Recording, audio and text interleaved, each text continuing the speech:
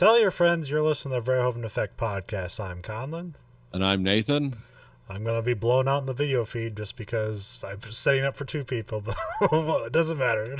No one can see me. I'm just a mustache and glasses floating in the air. It does create an interesting vibe.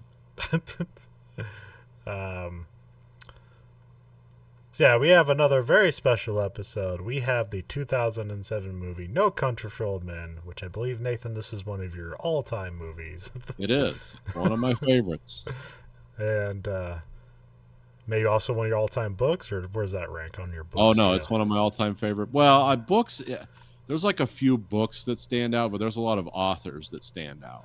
Okay. In my life, and for me, like Cormac McCarthy and Hemingway are essentially like I enjoy their books for the same reasons. And when I started researching them, it's like, oh, they wrote the same way too. So there's something about their writing style I must enjoy because I've read all their books, and I've read and this is a very faithful adaptation of kind of an unusual novel that's this is both straightforward and six-dimensional at the same time.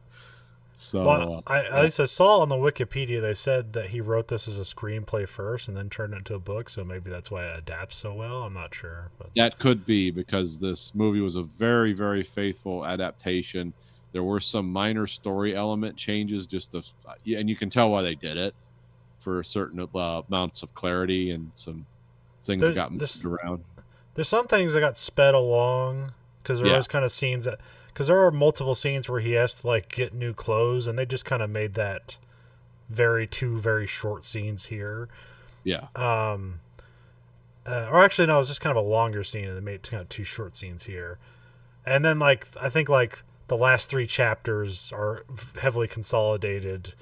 Yes. That makes more sense for the movie. Yeah.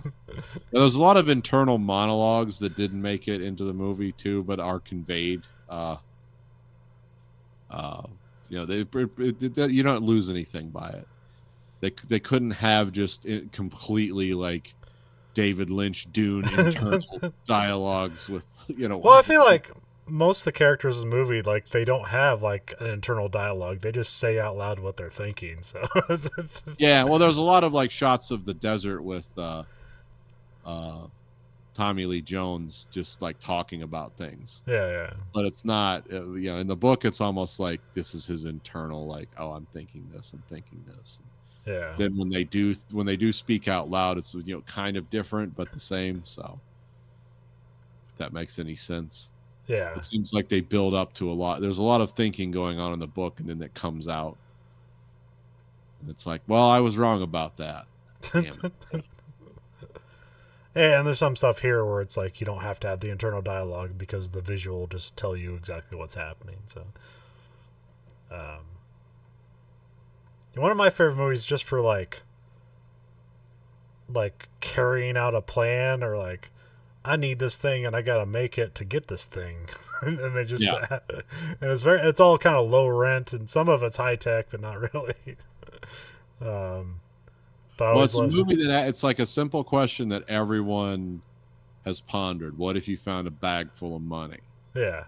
And it's like, well, this kind of gives you a sliding scale. Like, well, if you found an envelope with $700 in it, cool. However, if you find a sack or a satchel with like $2.5 million in it in 1980, it's like, yeah, there's going to be armies of weirdos looking for you. No one stops looking for that. Yeah. That is an immediate lose to find that. You'd just be better off walking away from it. Yeah, because like I almost just want to see like the flip side of this movie where he gets away with it. Like, what's that movie? Because obviously it's got to be a less interesting movie, but I still want to see it. Well, that's the interplay in this movie is the immorality and the morality of a guy who's like, as soon as he found that money, like it says in the book, his whole life was laid out before him. Yeah. Everything he did from this moment on was going to be life or death. And, you don't hear that in the movie, but it's in the book. They say it that way. And it's very interesting to see, like, how do they word it? It's like, this is the moment when his life changes. Or no, it's, how do you know what's the first step and the end of your life or something? I can't remember the quote. It's like Hold the on first. again. It's like the very first quote in the book. Yeah, like at what point do you start giving away your life? Yeah, I yeah. think something like that.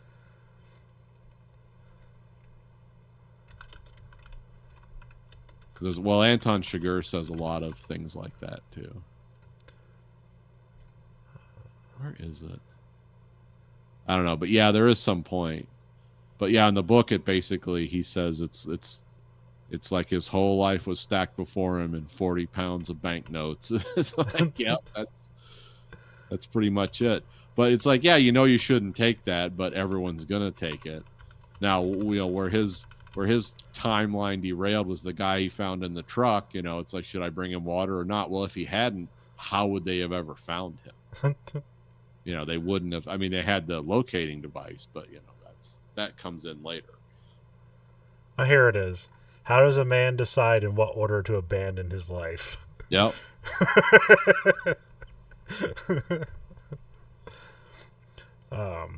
Yeah, because I was watching it because it's been a while since I watched it. I kind of thought like, oh yeah, they find like they trace down like the elk he shot and like his footsteps, and then like followed his car and the tire tracks. But no, it's he brought his car back and then they found it. Yeah. They got license plate and everything. It's like if he didn't do that, he would have been fine. Then they just had to figure out how to like not spend $2.5 million. That becomes the ordeal. Yeah, it's hard to live a normal life. Because I wrote a bad screenplay one time, but I just had like one idea that might have been good, where like these guys rob a bank and then bury the money and then wait like 8 years to go dig it up. It's like we can't keep the money and spend it. They're gonna know we robbed the bank. And then they go dig up the money and it's not there. And the guy they thought had died in the robbery, it was actually an elaborate plan by him, and he told them bury him with his money, and then he just like crawled out of the ground and took all the money. But then he came back 8 years later and he had even more money. And then they all die in the end. Well, whatever. So Yeah, it never works out.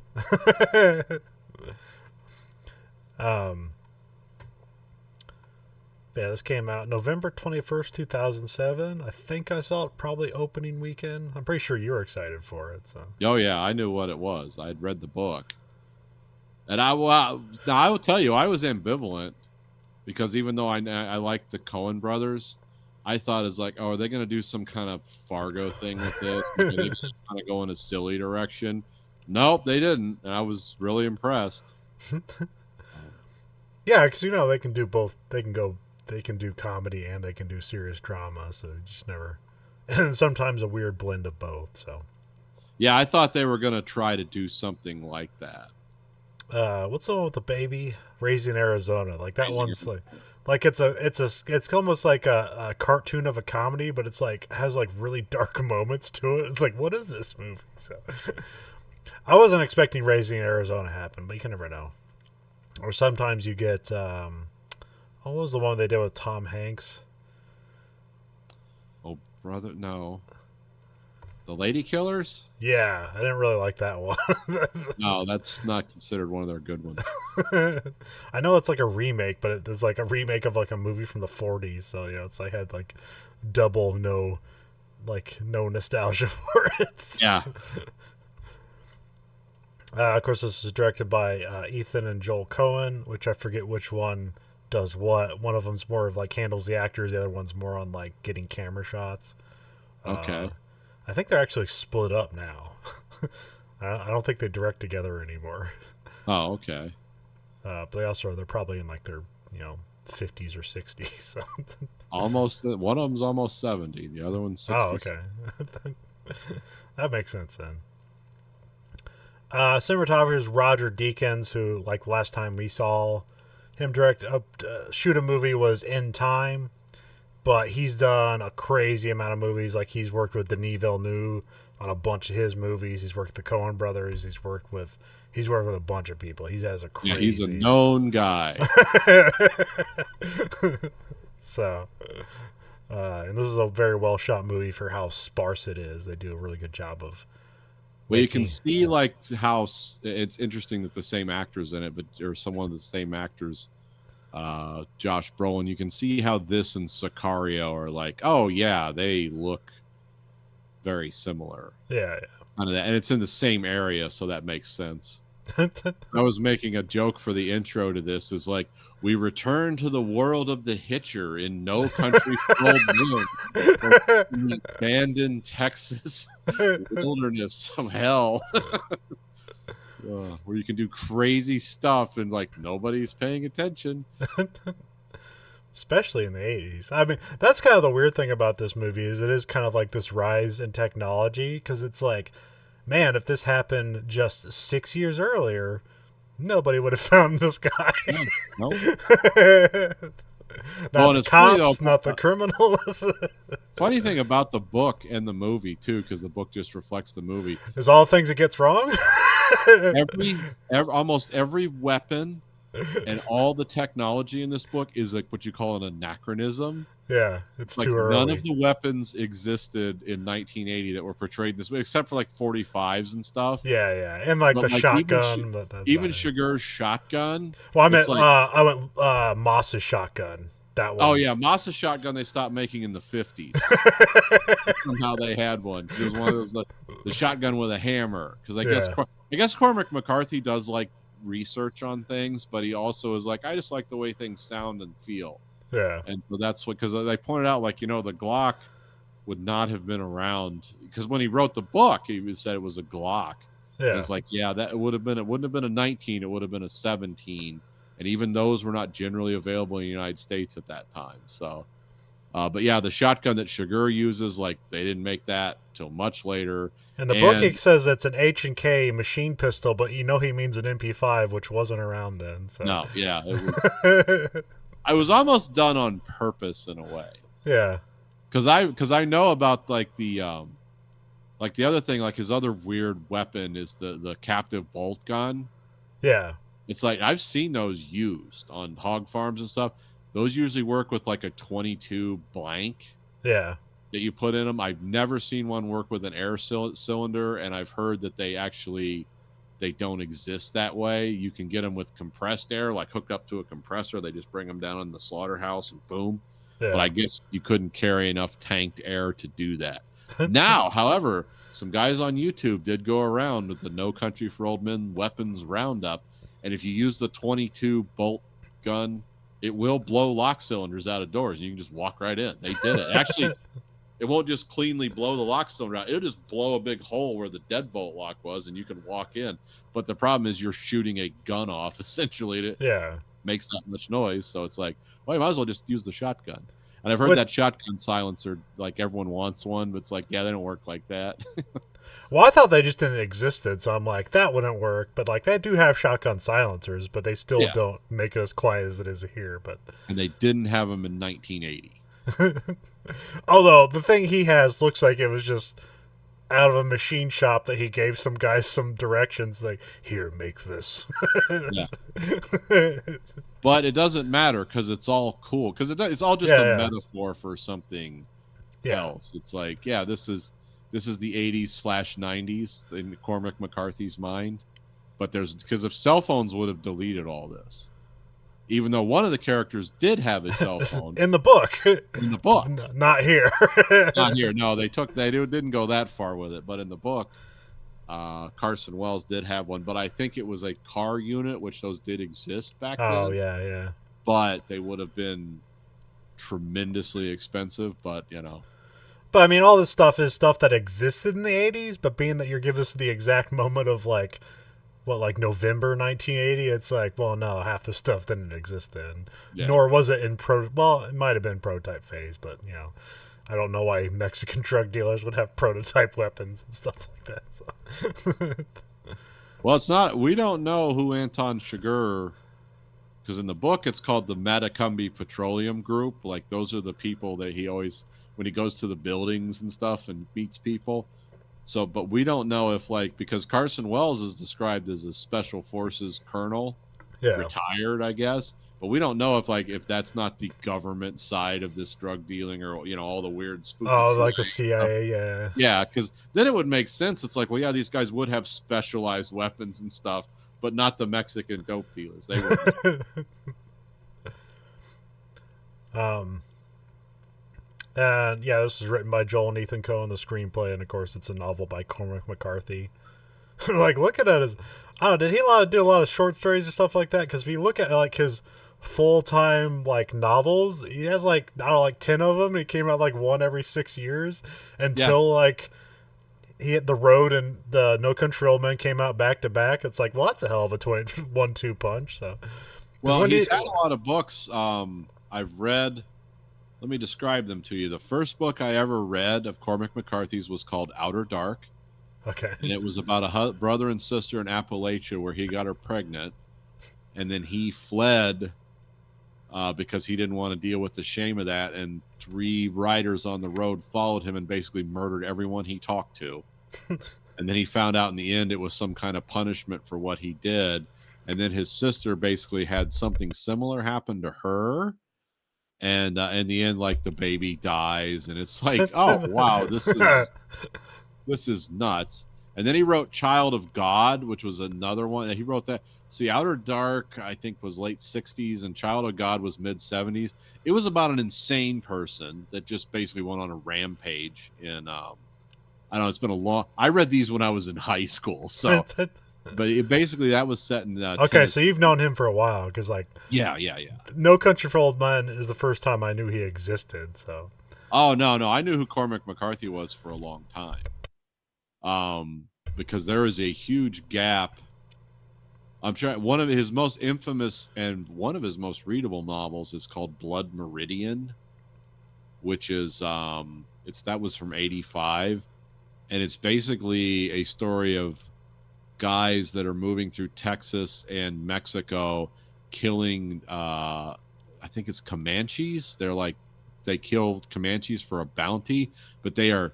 There's a character in it called the Judge who's like this guy. Basically, he's Satan because he seems to have crazy knowledge about things, and they almost get trapped and killed by the Indians a few times. And the Judge always has some clever way out of it. Like he figures out how to make gunpowder out of like dung and urine, and it's like, oh, we can reload our bullets now and shoot our way out of this. But he also, like, children randomly get murdered when the Judge is around. They don't explain it. They don't offer anything. But the main character finally realizes, like, oh, the Judge is just evil. But that's after these people literally rape and murder their way across Mexico. And in the end, this guy's like, I think the Judge is the really bad one. It's like, well, you all evil. And then it ends with him and the Judge in like a shootout. And the Judge finally, I forget how it goes, but it ends in a speech, like a lot of Cormac McCarthy novels, and the Judge is like, "Yeah, I'm the evil that's in you, and it's like, and you knew this all along. You came with me." And then we have what's called the Border Trilogy, which is All the Pretty Horses, The Crossing, and Cities of the Plain. And those are from the '90s, and I read all of those once. All the Pretty Horses kind of stuck with me because it's about a kid growing up on a ranch and basically in South Texas, and some of his adventures and some, just the hard-assed way of life that those people lived back then. And I'm trying to remember. I don't remember much about The Crossing. It basically is a follow-up, but these are cattle ranchers. That's why it's called The Crossing. And then you have City of the Plain, which is Cities of the Plain, which is basically like a retelling of the story of Sodom and Gomorrah from the Bible, and how they were smite by wildfires, and they were just. Cormac McCarthy mixes a lot of like Bible stuff in with everything, but it's in this really terse dialogue, and the way his dialogue is written, if you read the books, it's like I know who's talking, but it's not attributed. I'm just so into the flow of the narrative. It's like, okay, I know this guy's talking now instead of that guy, but there's not, because they say that what is it? And is the most potent word in Cormac McCarthy's lexicon.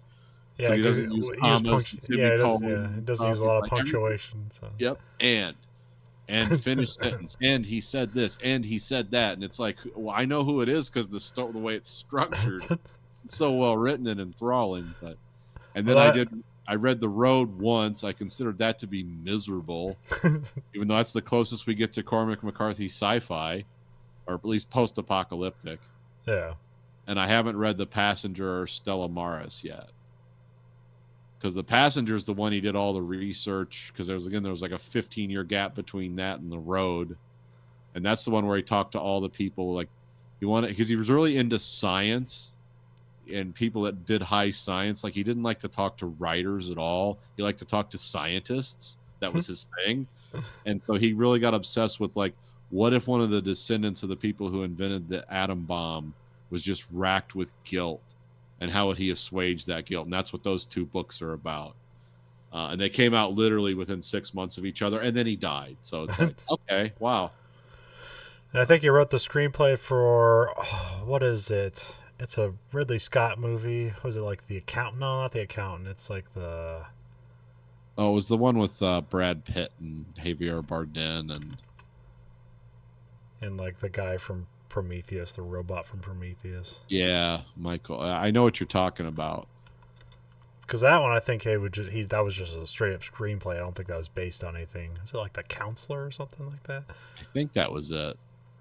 See if I can happen upon it. Oh wait, this is not directing. That's producer. Well, that's gonna be way too many credits for Ridley Scott.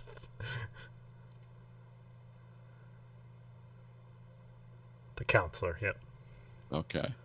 I don't think I've ever watched it. I didn't hear great things about it. No, it's like, oh, it's like the next thing from Cormac McCarthy, and like it's terrible. Well, it's like it's Cormac McCarthy and Ridley Scott. How can you go wrong? And I didn't even want to figure it out because I heard so many bad things. So.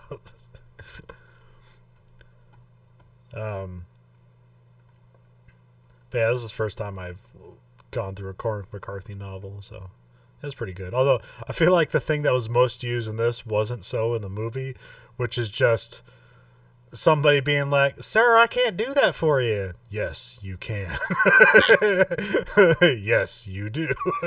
Yeah, that happened a lot, and all the characters did it at some point or another. Yeah. I mean, Anton Chigurh did it the most. But yeah, everybody does. Even like Moss does it. It's just Llewellyn Moss, but I did not want to write that name, so I just called him Moss throughout my entire notes. So most people did. I think in the book eventually it just becomes Moss did this, Moss did that. And it's like, yeah, we're not writing that name. Yeah, because spelling Llewellyn is just like, that just messes with your mind. It's like, all right, it's got like 2 L's, a W, a Y, and it's like, what is this, Polish?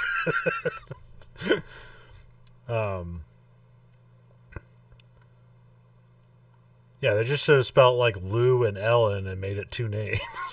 But no, it's got to be all one and be almost like Elvish. Of course, the cast is Tommy Lee Jones, who basically bookends this movie and has no part in the middle of it. But that's kind of the point, I guess. Javier Bardem, who like we last saw in Collateral, this is the first. This is the first time I knew who he was. Obviously, this guy, like, did he win the Oscar for this? It feels like he yes, I believe he did. I think this is the one that put him on the map in America. Yeah, as a known quantity. And then, of course, Josh Brolin, son of James Brolin. Yeah, so, like, this is kind of his first. Like, he's been acting for a while, but he's mostly like understated and all his stuff. This is like a big starring role where, like, the last time people knew who he was in The Goonies, where he's like the older brother or whatever. So yeah, this was considered his, like, the revival of his career. Yeah, and he's done interviews. He's a great interview.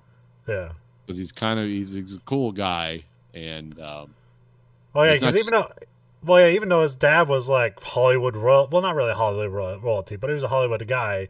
But like James Brolin like lived on like a farm, and that's where Josh was raised. So he wasn't really like raised in Hollywood like most Hollywood kids were. So yeah, because he's all intents and purposes he's from Santa Monica, or he was born there, but he doesn't sound like a guy from California. Yeah. And but he said his career was basically dead before this. And he was talking in an interview about when he got this role, and he read the script. He's like, I don't talk very much in this whole movie, and it's I don't know if I'm going to be able to carry this off, because Tommy Lee Jones has massive dialogue. Yeah, he's like, hey, he's got voiceovers, he's got all kinds of dialogue. Well, and Moss, I think, has like 2 pages of dialogue. I think Anton Chigurh says more than Llewellyn Moss. Doesn't seem that way, but it actually is. Yeah. So it's he was really, and they were like, no, you're perfect. It's like you've got the look, you've got the attitude. This is it's going to be fine. But he was actually intimidated by lack. He's like, what am I supposed to do? Act? Come on. Yeah. It's, It has to be a role like Keanu Reeves would jump at. It's like the least amount of dialogue in the movie and the most amount of screen time. Give me.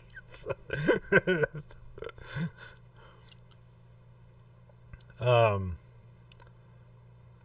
I don't really know. Like, what? Yeah, I guess I didn't look it up. What was the movie that the Coen brothers did before this? oh, I didn't look that up, but I can. It's gonna be here. They were trying to adopt Blood Meridian at one time too. The Lady Killers. So it was okay, it's the one I don't like. We didn't like, yeah. Okay. I'm trying to think of the one I remembered most before. Probably "Oh Brother, Where Art Thou" is the one I would think of that I watched before this. Yeah. And of course the Fargo, the Big Lebowski. Yeah, yeah. But the Coen Brothers movie I remember the most, of course, Raising Arizona was just like wild and cool. The one that stuck with me was always Miller's Crossing. Okay, yeah. Just because that scene in the woods with John Turturro where he just begs for his life. Like, that is, because it goes on for like 5 minutes. It's like, this is insane. And you're actually pulling for the guy, even though you know he's a complete liar. He's like, man, I hope this guy makes it. he's really doing it. So that's what I think of the Coen brothers. I always jump in my mind. It's always Miller's Crossing. Most people are Big Lebowski, Raising Arizona, but I always think of Miller's Crossing just for the difficulty of that scene and just how, like, wow, that was really cool. Because it was dialogue that you believe someone would say in that situation. I mean, people would generally probably blubber more, but there was enough of that mixed in where it's like, wow, that's like haunting. And he tries the same thing again later in the movie. He gets killed, but it's like, oh, okay. But even when you go back to, like, some of their first movies, like Blood Simple, like, isn't that just like, a thriller in Texas also? So they're kind of like, this is in their DNA as well. So. Oh yeah. Said the world of the Hitcher. All right, so we have Act 1. We got Sheriff Bell, played by Tommy Lee Jones, giving a voiceover of like a dusk horizon, the Texas landscape. Which I'm guessing it's a desert, but it's like a desert with a lot of like bushes and stuff. So I don't know. Like, it's just, I guess that's how Texas looked. It's like half a desert, half a bush. Well, this is mostly set on the Texas-Mexico border. Yeah. So. Yeah, I guess it'd be hotter the further down you go. So maybe. Yeah, I mean, let's see. Where are we at now? The mean daily temperature down there. So starting in like April, it's 84. Okay. And then it's like 90, 96, 97, 98, 90. It doesn't really get out of the 90s until October. So that's, you're essentially in a desert like that, because you should see the night temperatures here, 40, 30. That's a desert. He says he's been sheriff of the county since he was 25 years old, which seems crazy. But well, he did go up and he took, him and his grandfather were sheriff at the same time back then. Because you got to remember, Ed Tom would be a World War II veteran. Yeah. So yeah, and then they went up north, and he was a detective for the railroad for a long time, and then I think he got his railroad pension, then came back and was Terrell County sheriff again. But yeah, he's gonna also give him family history. How basically, like, all the way up to his grandpa were lawmen. The thing is here that I'm not sure that he mentions that there's some kid that was like 18 years old and being a sheriff, and it's like, why would they? How do you? And he had like a kid. It's like, I don't think a guy had any right to be running things, but I guess you just grew up fast then. But or you didn't. So yeah, I don't know. Or they just like faked it quicker. Well, I don't know if they talk about it in the movie, because like I said, the movie and the book run together so much for me. I'm going to crisscross a lot here. But I know that he says like there is no requirements for being a county sheriff in Texas. Yeah. There are no just not being a felon, I'm assuming, but he basically says there's no requirements to this job at all. You don't know if you're right for this job until you actually get into it and know that you're either right for this job or you're not. And so, yeah, he makes a lot of references about that. I was talking about the old timers, and you're talking about like sheriffs that didn't even wear a gun. Yep. Where he says like, well, nowadays like you can't even like that'd be impossible to think. Which is kind of funny because like he basically never pulls his gun in this entire movie until like the very end. Like, Yeah. well, I pulled my gun. I didn't do anything, but now I'm gonna retire. So, then he talks about a boy sent to the electric chair who just like killed somebody, and they said it was a crime of passion. But when he talked to him, he's like, "No, I just was waiting to kill somebody my whole life, so, and then I did that." If they turned me out, I'd do it again. He said he knowed he was going to hell. Be there in about 15 minutes. You know, this is this constant dreary dialogue. What do you say to that?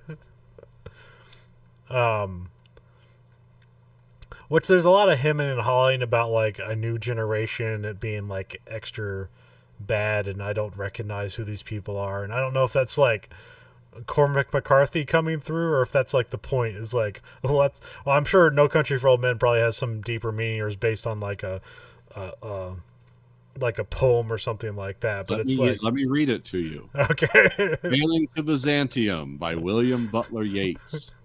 There is no country for old men. The young in one another's arms, birds in the trees, those dying generations at their song. The salmon falls, the mackerel crowded seas, fish, flesh, or fowl commend all summer long. Whatever is begotten, born, and dies, caught in the sensual music all neglect. Moments of unaging intellect. An aged man is but a paltry thing, a tattered coat upon a stick. Unless soul clap its hands and sing, the louder sing for every tatter in its mortal dress. This becomes more incoherent as it goes. But essentially, and also I don't know how to read poetry, so yeah. But essentially, the title phrase and how that poem is interpreted is exactly the theme of this book. There is no place for old men to be comfortable because the world has passed them by. Their time is up, and they're just baffled by they don't understand the world around them anymore. Yeah. So that's you can read an interpretation of that poem, and it's like, oh, this makes sense now, but I don't. That's written in a very different style. Is that the guy who wrote the Widening Gyre? Yes. Okay, all right. What rough beast slouches towards Bethlehem to be born. Things fall apart, the sinner cannot hold. Yeah, same kind of stuff. So, but yeah, that's where Cormac McCarthy got the title for the book. Okay, that's what I figured. Yeah, it's in the book. There's just perfect sense. Yeah. In the book, it just seems weird. Is like, is he actually? Because he wrote it in like the 2000s. It's like, is he really worried about like pink-haired teenagers in the 80s and like how that's going to be the end of society? Like, I doubt it, but that's what these people think, because to them that's the harbinger call of the end of their lives. Sheriff Bell was worried about it because he would have been from the greatest generation. He would have been an older guy because I don't know if they reference this in the movie or not, but they talk about what he did in World War II, and he said he was like 23 or 24 when he went into the army, which he said, I was the oldest guy that got drafted before he went to France to fight the Germans. So he would have been even an older than usual person for that era. And the drug war on the southern border did see an insane uptick in the 80s. Yeah. There was I always reference that book Invisible Empire, which was written about by the DEA guy who was in the DEA from the 76 to 91. And he goes, yeah, it's like all of a sudden the world was insane. The kind of violence we saw was just like, you couldn't even imagine it. Well, that's also the other thing I put together as, or maybe it might be his point, is like, you have all these old guys arguing that like, tattoos and pink hair is going to ruin society, with no mention of the obvious corporate involvement in the drug trade. It's like, oh, you're just going to completely dismiss that. These are the people that are literally ruining your land, but you give them a pass because they're presumed to be upstanding citizens, but really they're just wreaking profit from everything around them. So, Well, like Ed Tom says, we're simple people involved in that next level stuff. Cormac McCarthy never stated anything about what his political bent was. yeah. And all his books you can read, you can go either way. He was very mercurial. If he believed anything about politics at all, I don't know. Yeah, so I don't know if like this is stuff coming from him or if it's just him parroting literal characters he knows. It's like, well, this is what people say. He knows, because Ed Tom would have been a lot older than Cormac McCarthy. It's just like they give so much to it in the book that I was like getting tired of it. It's like, all right, we get it. And then there's like, then they talk about like some guy beating somebody up because he was coming home from Vietnam, and so he punched him because he spat on him and called a baby killer. And then there's like, which that's something we all assume to be true, but it's actually like more of a myth. Yeah, it's kind of a generalization of like, well, the veterans got treated poorly when they came home. And then it becomes a specific example of like, oh, they called them baby killers and tried to fist fight with them, or so. It's like, no, that's more of they were just treated horribly. They were actually not. They weren't treated horribly by their own citizens. They're just kind of ignored by their government, who is like, well, Agent Orange, that's not a problem. What do you mean post-traumatic stress? We don't have time for that. Get to work. So it was really their government. It wasn't their society, but. Yeah, it becomes a metaphor. I mean, and these people speak and think in simple terms. Because, Ed Tom didn't like it when people swore. It's like, I remember when I heard that, it's like, oh, man, that's a throwback. You don't ever hear that anymore. It's like, people have to swear every other word just to communicate now. I think we've run out of things to say if we didn't say the F word all the time. Oh, there's also that thing where he says, like, whenever, I don't know if he's just, like, parroting the guy he's talking to, is like, whenever they stop saying sir or ma'am, that was the end of it. And, it's like, I know that seems true to you, but that's a total lie. So that's an oversimplification because you don't want to deal with the future. So that makes sense. So, well, no, I mean, that made sense in his time, I guess. That's what those know. That's why it's No Country for Old Men, because, Sheriff Bell's just looking into the past for answers to the future. Yeah, that's not where you're gonna find them. But no, I was like, that was just a recent thing I discovered when they've done studies about like, were there all these people that spat on like veterans coming home and called them baby killers, and like they've interviewed people. There's like some like people notes they found that may have been doctored or whatever. So it's like.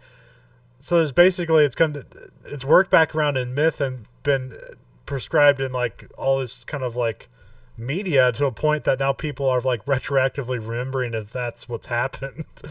But like they've done studies on it, the interview people like, yeah, that never happened. But even had like Ken Marlantis, like the guy who wrote Matterhorn, like he remembers somebody spitting on him, but not because he was like coming home. He was just like in uniform on a train. He said some lady spat on him, but that's not like the hippie calling somebody baby killer and spitting on them. And so there's like not a zero chance that didn't happen, but how it's been portrayed in media, everyone believes that it did happen. So I've been going through some Substack stuff recently about independent political parties in the U.S., and they talked a lot about the Ross Perot run in the early 90s. I don't know if you remember all that. Yeah. Because, what's the other guy? The guy who was the governor. Oh, not Nader. No, the guy who was the governor of, was it Minnesota? Jesse Ventura. Oh, Jesse Ventura, yeah. Yeah, because he ran in basically that same kind of party that Perot's party, that was all that platform. Yeah. And they were talking about the POW MIA stuff was a real big part of, like, they really got behind Perot and stuff. Did you know that was basically a conspiracy theory? Yeah, no, I've told you this before. Okay, yeah, well, they were just going into detail. Because I didn't know how like POWs worked. Because like again, I watched film, so I didn't know like when a war's over, you turn all those people over. Yeah. And then the conspiracy is that Nixon wanted to like get his political approval was so high for getting us out of Vietnam, they went too quickly, and so we left Vietnam vets back in Vietnam, and then they were stuck there, and that's what Pao Mia is based on. It's like, oh, I didn't know that. I thought it was like, oh yeah, there's just always POW somewhere. Yeah. Now, missing action, that makes sense. People, you don't know what happened to them, but Yeah, the well, that's POW just like, part. yeah, artillery barrages tend to create like not a lot to bury. But yeah, that was I didn't realize, like, yeah, I guess you had mentioned that to me before, but this was going through like the funding mechanisms and all the people just like saluting flags and weeping, and the author was like, yeah, this was all total horse shit. Yeah. This was horse shit from 20 years ago that the Reform Party and those people like dredged back up to like see how much America has fallen. So it became, but this guy explained it as like the reason people wanted to believe in that too was that became another metaphor for how we forgot the Vietnam vets and treated them. Like we so despise them, we just let Vietnamese people torture them for 30 years in cages or whatever was being portrayed. And then you realize like that's not true. That would never be. I mean, that wouldn't be tolerated. That's not how you end a war. And I mean, isn't that what Rambo 2 is? Isn't the war over there and they send them over to get POWs? Yeah, there's movies. I mean, there's like a movie called Missing in Action, and there's like 3 sequels to it. And I think what's his name? Is it the Chuck Norris is the guy in that one? And yeah, when you realize it's like that was just complete propaganda. Like by the 90s, they knew it's like this war has been over for quite some time, 20 years at least at this point. We knew. But yet they're still raising millions of dollars, and now you like don't hear about it. It's like it's you have to like really dig up stuff. But I didn't realize like how insidious some of that shit was. So, yeah, because at face value, it's like I didn't know how POWs worked and stuff. So I thought there was just always POWs. Like, oh yeah, the war was over and we didn't get them back. It's like, oh, that's not how that's supposed to work. I know it's war, so like who cares? And things obviously can be broken, but they made it sound like we left like 500,000 people in Vietnam to be tortured to death, and that's obviously not true. Yeah, it's just 50,000 guys in tiger cages being. It's like, no, that's actually didn't happen. It's like, what? Because I totally believed that for a long time. Yeah. That's why would these adults lie to me? Then we cut to a sheriff puts a handcuff Anton Chigurh, played by Javier Bardem. His haircut for this movie, the people that came up with it, it was modeled after a crusader from the Middle Ages. Oh, okay. I was going to say a Beatles haircut. Yeah, isn't it weird? Well, the person who did it said we wanted him to look like a crusader, like on a medieval pilgrimage. Okay. Like, okay, I see that now. But yeah. Yeah, in the book, I mean, here it's obviously like he's kind of a foreigner, and in the book, it's not really, it's unclear, and I don't know what the name Chigurh, it's like what background that's from, or if it has a secondary meaning or anything. But if you look it up, it might say like some kind of Indian Punjabi type background. Oh, okay. I did a modern database search on it, but if you ask Cormac McCarthy, he's an ageless, faceless, nameless man. It doesn't mean anything because the name Anton, you're like, oh, he must be like from Russia or Eastern Europe or something. Like that's like one of those kind of names. And Chigurh must be, it's like, oh, it's some kind of exotic name. And it's like, really, as Cormac McCarthy wrote it, it's like you weren't supposed to be able to trace him down. Yeah. He was kind of that, that villain, just with, that general purpose villain. It's like, he doesn't have anything you can relate to with him. Like, oh, he's a white, he's a Mexican, or he's just like, no, you don't know what he is. Yeah. He's just, it adds to his mystery because it's not like, it doesn't seem like he lives anywhere. It seems like he's on the job 24/7. So it's like, does he have a life? It's like, is he a person? Is he just a mythical being? Is he fate incarnate? Is he death? He's almost becomes a lot of things that Cormac McCarthy does. It almost embraces like mysticism, like it brings magical realism into it. It's like, but no one is this cartoonishly evil that would be real. This guy's a walking metaphor for embracing evil, but he is not invincible. No. He's very well planned, but randomness does come into it. But he even has a weird philosophy that accounts for randomness. It's like I myself will embody randomness. I might let you live or die. But he's essentially a psychopath, like that, Yeah. or not a psychopath, not someone who enjoys killing, but not someone who has a problem with it. It's like this is a way to solve problems. Well, I always We felt use like the he. most Well, extreme way to solve problems. well, I felt like in the book they don't do it here, but there's some passage in the book where he like equates himself to God, or at least God like, or at least the way people think about God, he likes to attribute himself to that. Whereas like he's just carrying out fate. It's like Yeah, I'm just here, and your judgment has come. It's like it's not my fault. actually, you did it. You brought me here. Your choices brought me here, or the um, choices of people you cared about. You put your faith in, and they turned out to be false gods. Like, yeah, there's all kinds of like insane narratives like that. but also he just also he's just willing to kill people for inconvenience in him too. Well, that's why I So. say he's like a sociopath. Like, he doesn't like it. He doesn't feed off the violence, but he'll certainly do it. Well, yeah, well, yeah. Well, it's like I think the thing is he likes killing people, but he doesn't like the blood. Yeah, He's a neat freak. yeah. It's like, can you just die without the blood? Which is maybe why he really likes the cattle puncher. Well, the cattle puncher is a metaphor too for how he feels about people. They're just cattle to be Yeah. slaughtered. They're just something in my way. So yeah, sheriff puts a handcuffed Anton Chigurh in a cop car and his cattle gun. They cut to the station, and you see Anton in the back. He's like climbing through his handcuffs to put his hands in front of him, and the sheriff's like on the phone relaying the information about Anton on the phone. Which again, I forget what he was doing, why he found him and why he was suspicious. They don't say it here, but in the book, it's like, In the book they do. Anton did it on purpose. yeah, he wanted to see if he could escape a police station, I guess, just to, Yeah. like as a test. But here, it's just like you don't know; it's all a mystery. So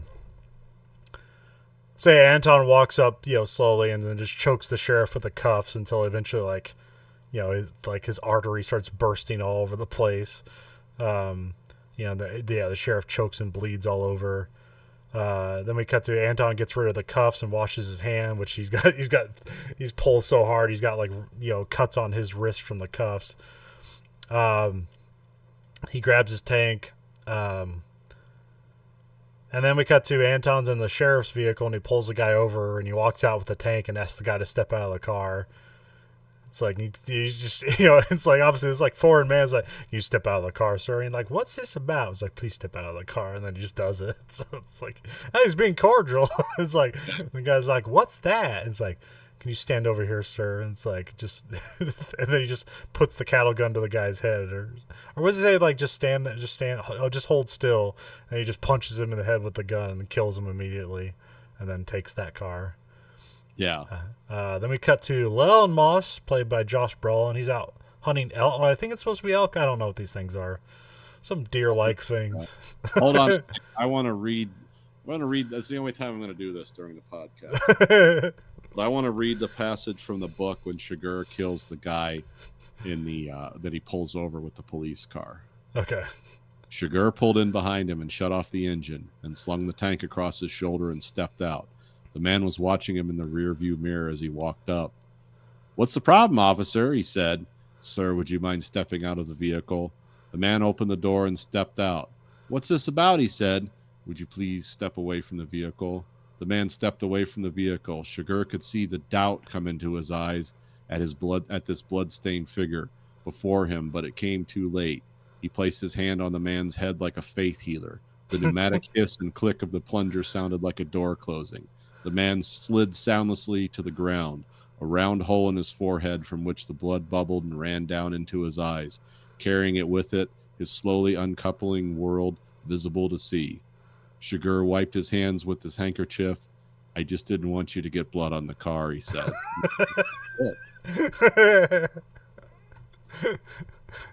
Yeah, So, compare that paragraph of text to what you saw in the movie. yeah, That's the level of the quality of adaptation you have here. yeah, it's all there. Yeah, you don't have to add anything. You don't take anything out. Just put it on screen.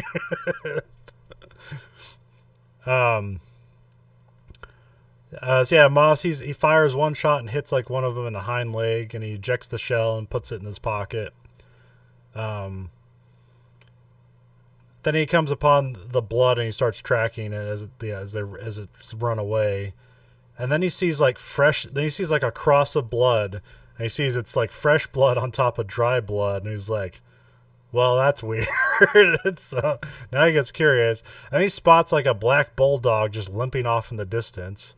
Um, so now he starts, and I believe he starts trailing after the dry blood trail because he's like wants to see what's over there, and he walks over a ridge and he sees 5 parked cars in a valley. He looks through his binoculars and he sees a bunch of dead bodies. And he walks down there and he sees like the results of a gun battle, which like, yeah, they have everything down here: Mac 10s, AK-47, shotguns, MP5s that shouldn't exist. Yeah. Time travelers. There's a bunch of 4x4s, trucks down there. But you really like these trucks. Like you like these kind of like Yes, this late style, 70s, early 80s trucks. So. they are the best rust bombs you can have. No, they're just real easy to work on, and parts used to be plentiful. They're not anymore. Oh, okay.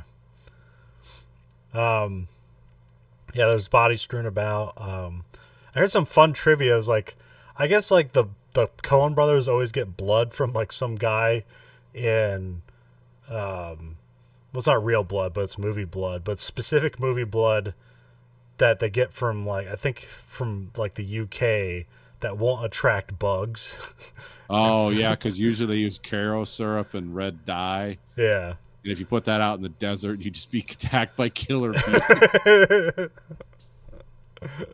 So I think that's what they're using here. I also guess there's like this also I think it was this scene that got interrupted because they had what's the oil movie was shooting at the same time? There Will Be Blood. Yeah.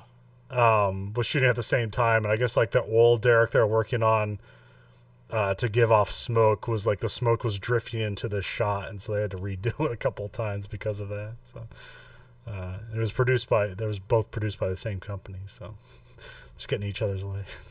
Which I've never seen that before. That's one of those I got to watch just for this podcast, just to make sure. Because it's like, yeah, it's a great movie. So I guess it came out the same year, so it was a hell of a year for you, Nathan. So. Oh yeah, this was my year. It's like cinema's back, baby. So yeah, he opens up the truck doors and like there's people dead inside, and he opens up one where like the window's busted, so you can't see inside. He opens up and there's a guy in there. He's like shot in the belly and just like keeps saying agua. And he's just hitting, and then Moss just keeps saying like, "I ain't got no agua." So, he sees agua, por Dios, agua. He says something Lobos, which I don't know what that means. I tried to look it up, and like Lobos means. Yeah, another thing with Cormac McCarthy, he's as fluent in Spanish as he is in English. Okay. So in a lot of his books, he mixes Spanish and English. Lobo means wolf. Okay, that's what I saw. I found Spanish, and the guy was saying wolves will come and get me. Okay. Yeah, because that's something later on where they say like for some reason coyotes won't eat Mexicans, and that's like just like, well, that's a racism I haven't heard before. So I guess Tom's like, why ain't the coyotes been at him? I heard a coyote won't eat a Mexican. Oh, okay. It's just like accepted. It's like, yeah. I even looked that up. It's like there's no truth to that. Like, is there a reason? Is it all the peppers? I don't know. Maybe.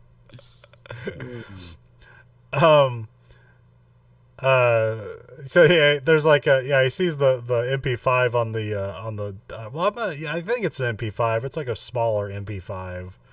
What did they use in the movie? In the book, they identified it as an MP5. Well, they said Heckler and Koch machine pistol. I think that's all they say in the book. In the movie, they use a Heckler and Koch SP-89. Okay. In the book, they make it sound like an MP5. Yeah. The SP-89 would have at least been manufactured by 1989. Forget when the MP5 was manufactured, but it was way later than that. I think like 85 was when they were first coming out. Okay. Because I know they at least show up in Die Hard, which I think that's 87. But So yeah, he takes the MP5 and a mag. It's in the guy's t-shirt pocket. So, um, then Moss goes to the back of the truck and he sees it's filled with drugs, which he's not interested in. Yeah. He asks the guys like, "Who's the last guy alive?" Like he's like, "Who's the numero? What was it called? Like the ultimate hombre?" Yeah. He doesn't know, which I don't know if this guy can really cohere anything, being that he's shot up and bleeding to death. So Yeah, it's like 100 degrees. Well, no, this takes place in the fall, so it wouldn't be that hot. It'd be pretty hot. Hot for us, maybe not for them. And by them, I mean people that live in Texas. Everyone's calm down. Oh, don't worry. There's no Mexican characters in this entire book. There's Mexican villains and bodies. That's all that exists in this book. So. Yeah. Because the Mexicans are like this amorphous evil where, that like represents, I guess, cheap labor, because there's tons of Mexicans, they're doing jobs, but we have no idea who they are. Nobody's a character. We just know there's a bunch of dead ones and they're very dangerous. Yeah. Which again, I don't know. Mexican dope runners. Yeah. Which again, I don't know if that's like intentional or just like, well, that's not the focus of the book. So. Well, it's kind of it's always from the point of view of there is no omniscient third person overview person in this book. It's all from the view of the characters and who they interact with. Yeah. So, but it's like, but if there's, but to this whole like who's getting the case, there's multiple sides, but there's always three sides. There's always the Mexicans who we never get any kind of internal time with. No. We get Anton and we get Moss. Yeah. And so it's like the only side we ever see of the suitcase battle is Anton and Moss, and then the Mexicans are just there, and we don't really get their side of the story. We get some presumptions of it, but that's about it. So we just know they're. Anytime you think like something's gonna happen, the Mexicans show up and like intervene. Yeah. So, let's see here. So yeah, we get kind of a point of view as Moss is looking through binoculars. He's like looking around the area, and he kind of narrates to himself like what he'd do if he like crawled away from a gunfight. Although in the book they talk about like, well, I'm not going uphill, but this guy, he would have to have gone up a hill. Here he says like, I'd want to find shade, and so he sees so he finds a tree and he sees some boots like beyond the tree in the shade. And so he just sits there for like, I don't think they show, but it seems like he sat there for like half an hour. It's like he was looking at his watch. Yeah. So yeah, he just made sure the guy didn't move. It's like, I think he's dead. So he approaches the guy. The guy's shot dead. His eyes are just open. And he has a briefcase with him. He sees he has a 1911 in his hand, so he takes 1911 and puts it in the back of his pants. It's like a nickel-plated 1911. Which I think, does he unload it first? I think that's what he like takes the clip out and unload it. He doesn't want to carry it with a round. He's got not drop safe those 1911. I don't know what year that one would have been. It's probably one of the few guns in the movie that was accurate. Yeah. All the 1911s I think are accurate, so because that's what Bell carries. That was a Colt. Oh, the 1911. Oh, yeah. Okay, yeah. Would have been a nice, expensive gun. He opens the suitcase and sees it's just full of money. It's just all stacks of hundreds. It's filled to the brim. Like there's no extra space in this suitcase. So, or they call it a satchel here, but I'm gonna call it a case of the money. So whatever. I don't know what makes the difference between a case or a satchel, but whatever. Well, that much money would weigh about 45 pounds. Okay. That's probably got like reinforcement stuff in it. Okay. Because that would be a pain to carry with just a suitcase handle. Probably reinforced. Oh man, when he has to throw it over that bridge with one hand, that'd be basically impossible. Unless you're like the world's strongest man. So. Very motivated. Then we cut to he goes back to his home at his trailer park. He throws the MP5 underneath what do you call that? The foam insulation in the trailer. He just throws the MP5 in there, and he takes the bag of money inside. Moss walks in by his young wife Carla Jean, Which here they don't give her an age in the book. He's like 35 and she's 19. It's like, okay, that's weird. And he met her when she was 16. Yeah. 30 year later. um, Okay. but back then that's not necessarily unusual, especially this. Well, they're married. I mean, yeah, you're married. Yeah. I mean, it's not what we would do, but it's like okay. Well, it's the age thing, but like then also this is presumably a small town, even though there's just like an endless supply of like hotels and gas stations. But whatever. Texas is a big state, so. Didn't realize this actor was Scottish until I started doing for the movie. I was like, oh, she's from Scotland. Like she totally lost that accent. Yeah, I saw like, is she supposed to be 19 in this movie? And then like, oh no, because she was like, I don't think she was like 30 when she did this, but that they kind of extradite that part out of the book, so because well, I guess this makes more sense because they also cut that other part out where Moss is hanging out with that other young girl, but he's not really like having intentions to like be with her. It's weird the entire time. Like, why are you keeping her company? Is like, I don't know, I'm lonely. like I'm married, but yeah, it's played by Kelly MacDonald. So which she's been in a bunch of stuff, but like what else was she in? She's been in a bunch of TV stuff too, and like her first role is in Train Spotting. So yeah, the ultimate Scottish movie.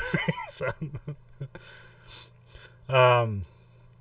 She asks what's in the satchel, and he responds, "It's full of money," which is funny because that's just the exact truth. And then she's like, "That'll be the day." It's like, well, today's the day.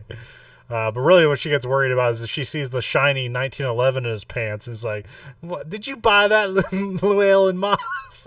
It's like, "No, I found it." Oh, she's like, "Where'd you get that?" Yeah. He's like, "Get and play."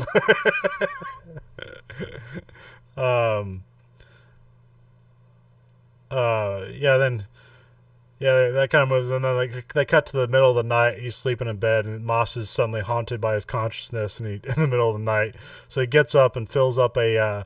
Well, this should be a water jug then, or did he just like empty like a milk? Well, no, I guess they have milk in the glass container, so this is just a water gallon it's jug. probably just carrying water in a milk jug or in what we would usually you'd see milk in, but they had milk in glass, so okay. This was just like a water fill. Probably he had to use that for his truck too when it overheated. So. Oh yeah. Carla Jean worries. Moss says he's gonna go do something stupid. There's also we get the great lines like, "If I don't come back, tell my mama I love you." It's like, "Well, and your mama's dead." And he's like, "Well, I guess I'll tell her then." So, yeah. Great dialogue. Also, just kind of like shows that like the character's like on a track mind that he can't even like remember things like his mother being dead and things like that. It's like, well, this is just something you say in this situation. So, or being that you find out later on he's a Vietnam vet, maybe he said that to somebody when he was about to do something stupid in Vietnam or whatever. So, although you don't really know what he did in Vietnam, he did 2 tours. On the book, he's with the infantry. Oh, he is? Okay.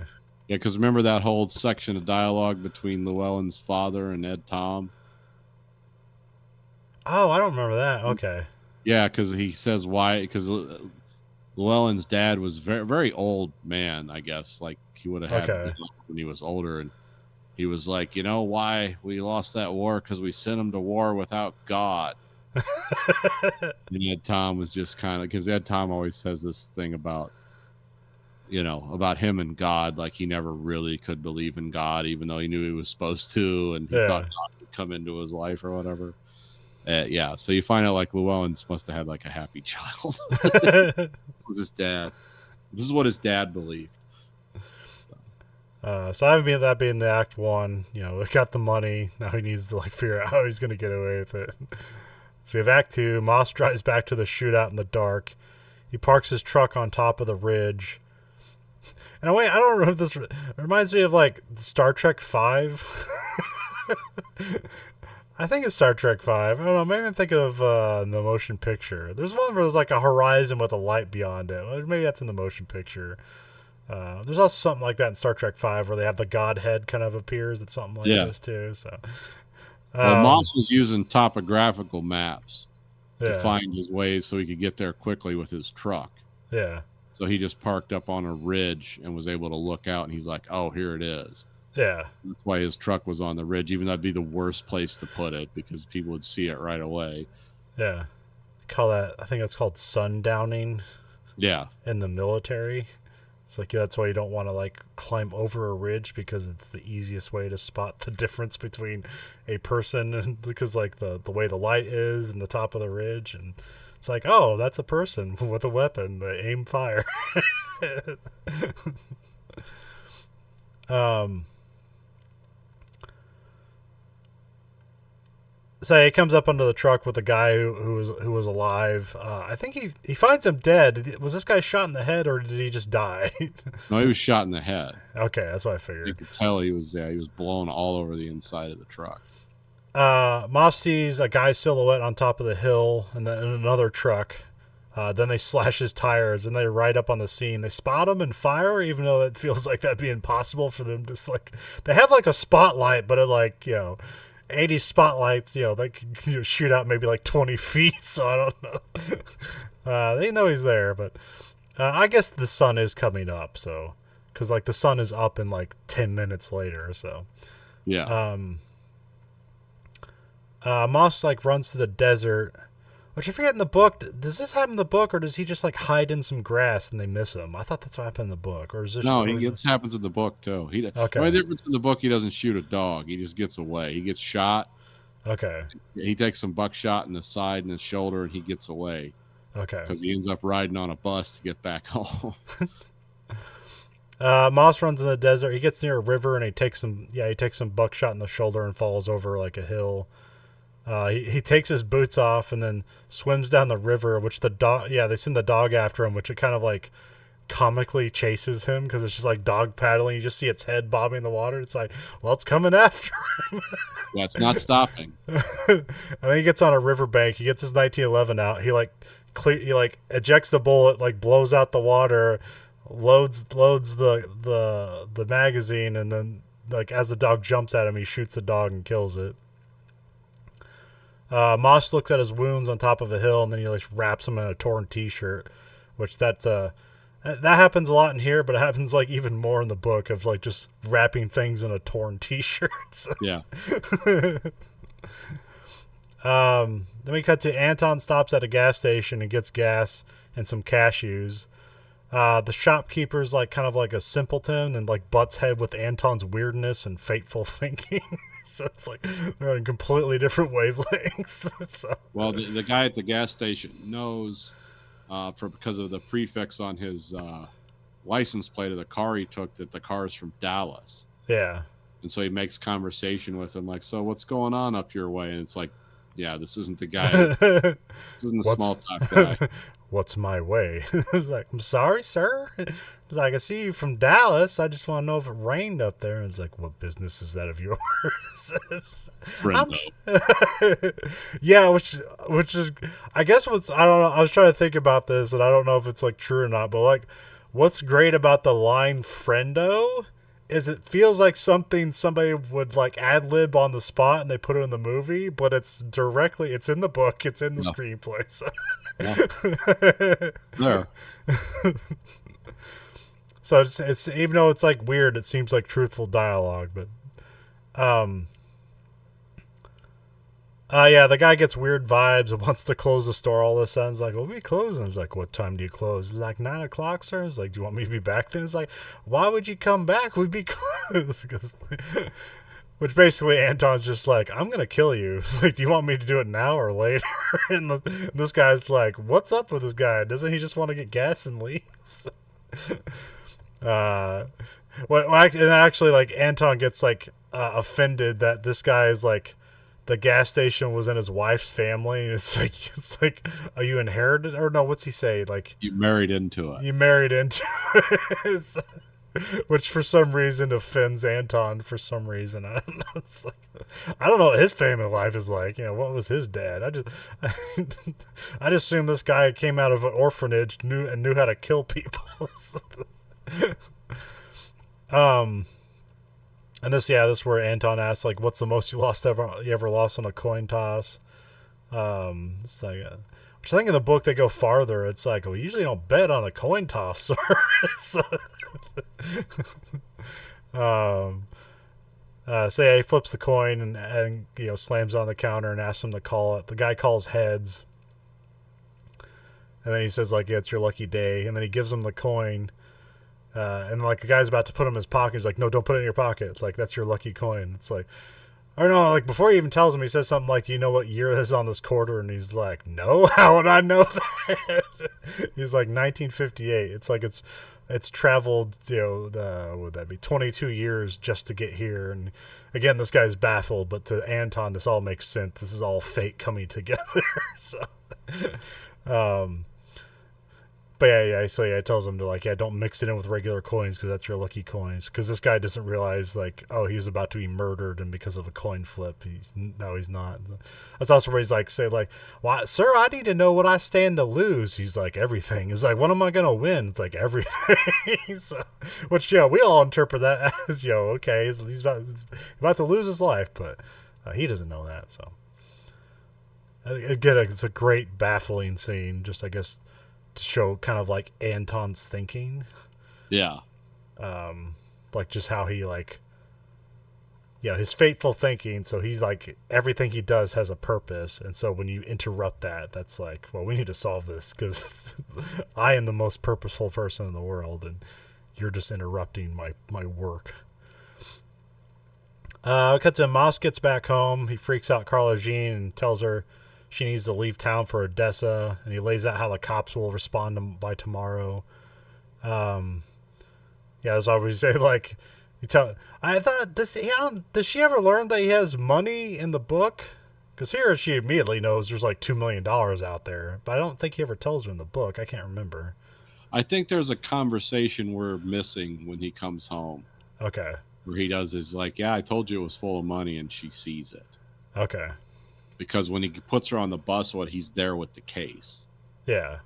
And so she seems to know about it. Well, here he tells her directly, what point would you stop looking for $2 million? Yeah. But I don't think that was in the book. I don't think he ever tells her that there's money. Well, except for the joke that she thinks is a joke, but it's literally the truth, where he's like, it's full of money. No, and I think in the book too, there's like a scene we missed. Okay. All right. I think it's just like, it's understood now. We're like moving along. It's like, he went and showed her at some point. Like, see, it's full of money. Then we got to a couple of suits pull up in a car to the gunfight scene with Anton. They found Moss's truck, which Anton pulls the what do you call that? Like the identification plates or the whatever. It's called the inspection plate. Yeah, inspection plate. Yeah. That's an old thing. They don't have those anymore, but they used to. Yeah, so they go investigate the scene. Anton grabs a gun off a dead body. The guys hand Anton the tracker. It's like, here, do you want this? And then just Anton shoots them. Yeah. Which, again, I don't know why. Is this just... Because so you think they're working together, but he just kill him because like he doesn't want anybody in their way, or they're a witness to him, or like what's... Well, he's making a move. Okay. He doesn't feel like the people that set up this deal were part of whatever organization he worked for. In the movie, it's not said. In the book, it's the William group. He just wants to usurp everyone in that chain and put himself in that position because he's better suited to run things.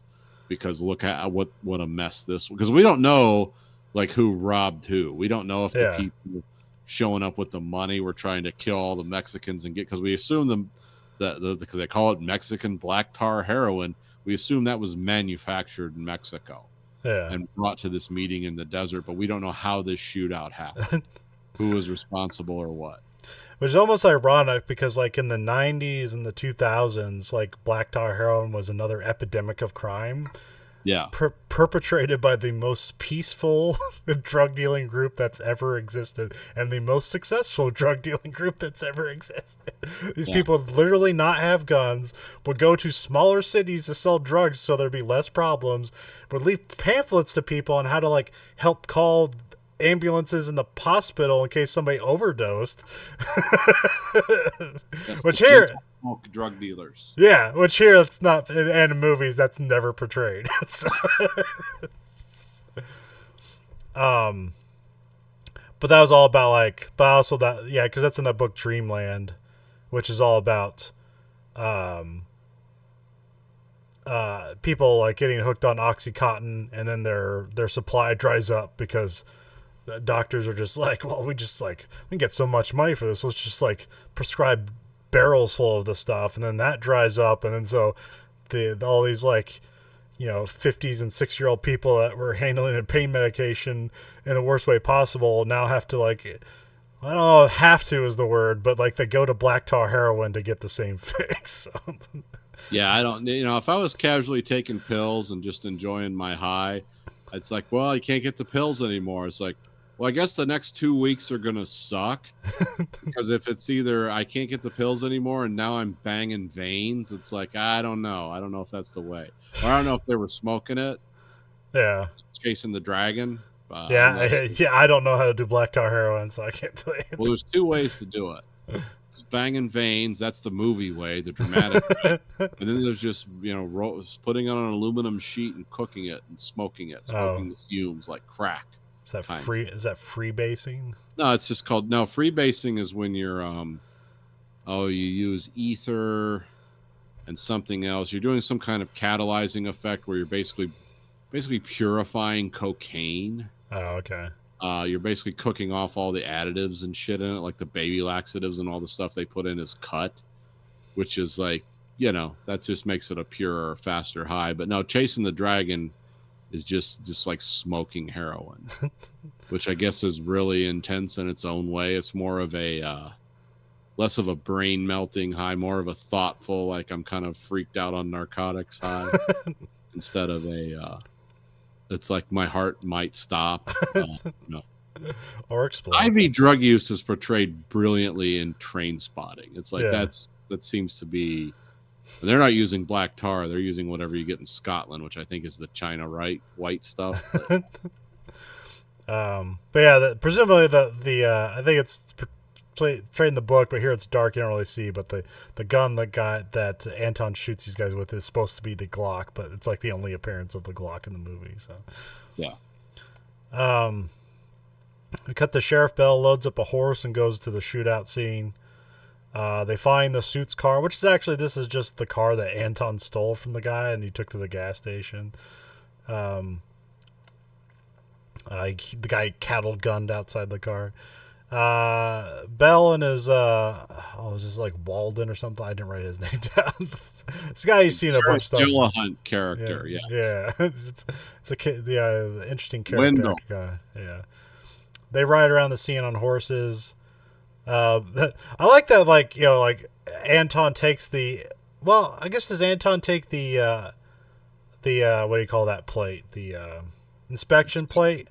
Yeah. To try to hide the vehicle, or just so he can find who owns it? No, he's just so he can find who owns it. Okay, so that was funny here because, like, it's kind of showing like what a good Sheriff Bell is, because he just like, well, I know whose truck that is, just by sight. Like, he doesn't need to look up a license plate or nothing. He just knows, like, well, that's Llewellyn's truck.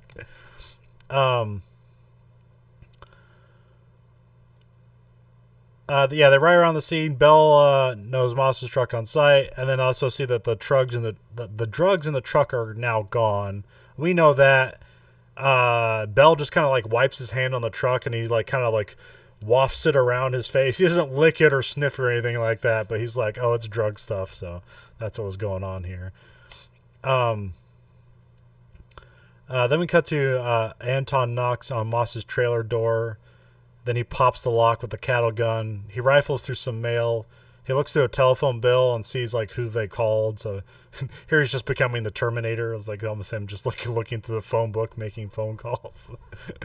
Anton grabs some milk from the fridge and just sits down on the couch and watches the reflection of the TV screen, which they kind of have like it's more explained in the book. He kind of has a psychotic moment like that where he just, when he's like working off his gunshot, he doesn't change the channel on the TV. He just sits there and watches whatever comes on. And then just doesn't move. Like, it's like, oh, that's crazy. He's just letting life come to him. That's his fate. Whatever's on the screen, that's what I'll watch. Then Anton goes to the trailer like park office. The secretary refuses to tell Anton where Moss works, which is like something like in the book it'd be a lot. It's like where does he work? And she'd be like, "Sir, I can't tell you that." And he'd be like, "Yes, you can." So, He just repeats it 3 times. yeah. Can't be giving out no information about our guests. Does he work? Bert, you hear me? Where does he work? And then you hear like a toilet flush, and like for some weird reason, this is one of those Anton Chigurh moments where he's like, "All right, I won't kill her." Probably doesn't want to have to kill multiple people. Yeah. He can just find the same information out somewhere else in town. Yeah.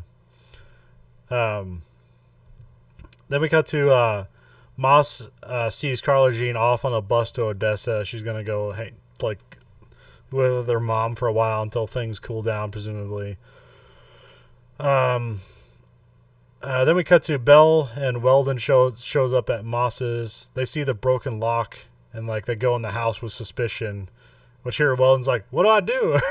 He's like, "Well, get your gun out and go in guns up." And he's like, "Why don't you have your gun out?" And he's like, "That's okay." I'm behind you. As he said, I was going to stand behind you or whatever. Yeah, which Weldon just has like a revolver here, so seems underpowered compared to everything else in this movie. So, but yeah, there's nobody in there. Belle sits down and they see the glass of milk and they see it's kind of like condensing, so they're like, "Oh, we just missed him," but they think they missed Moss. They don't know that they missed Anton because they don't even know he exists yet. I don't think they know he exists yet because they find like the deputy's body like later on. But Belle sits down and pours himself some milk.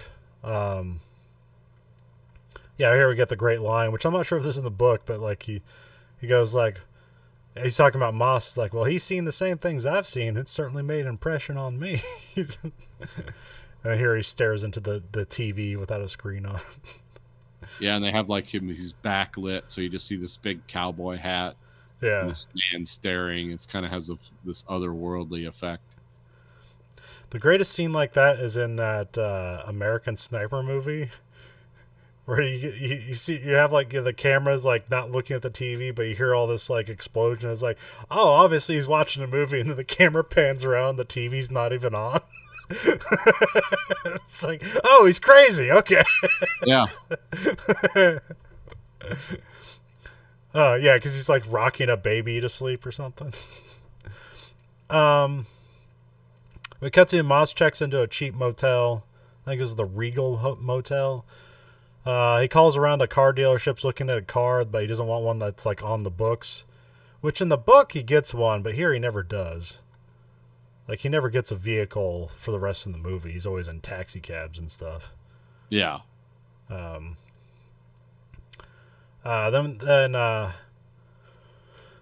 Moss gets a room and he looks around the hotel and like opens up a vent.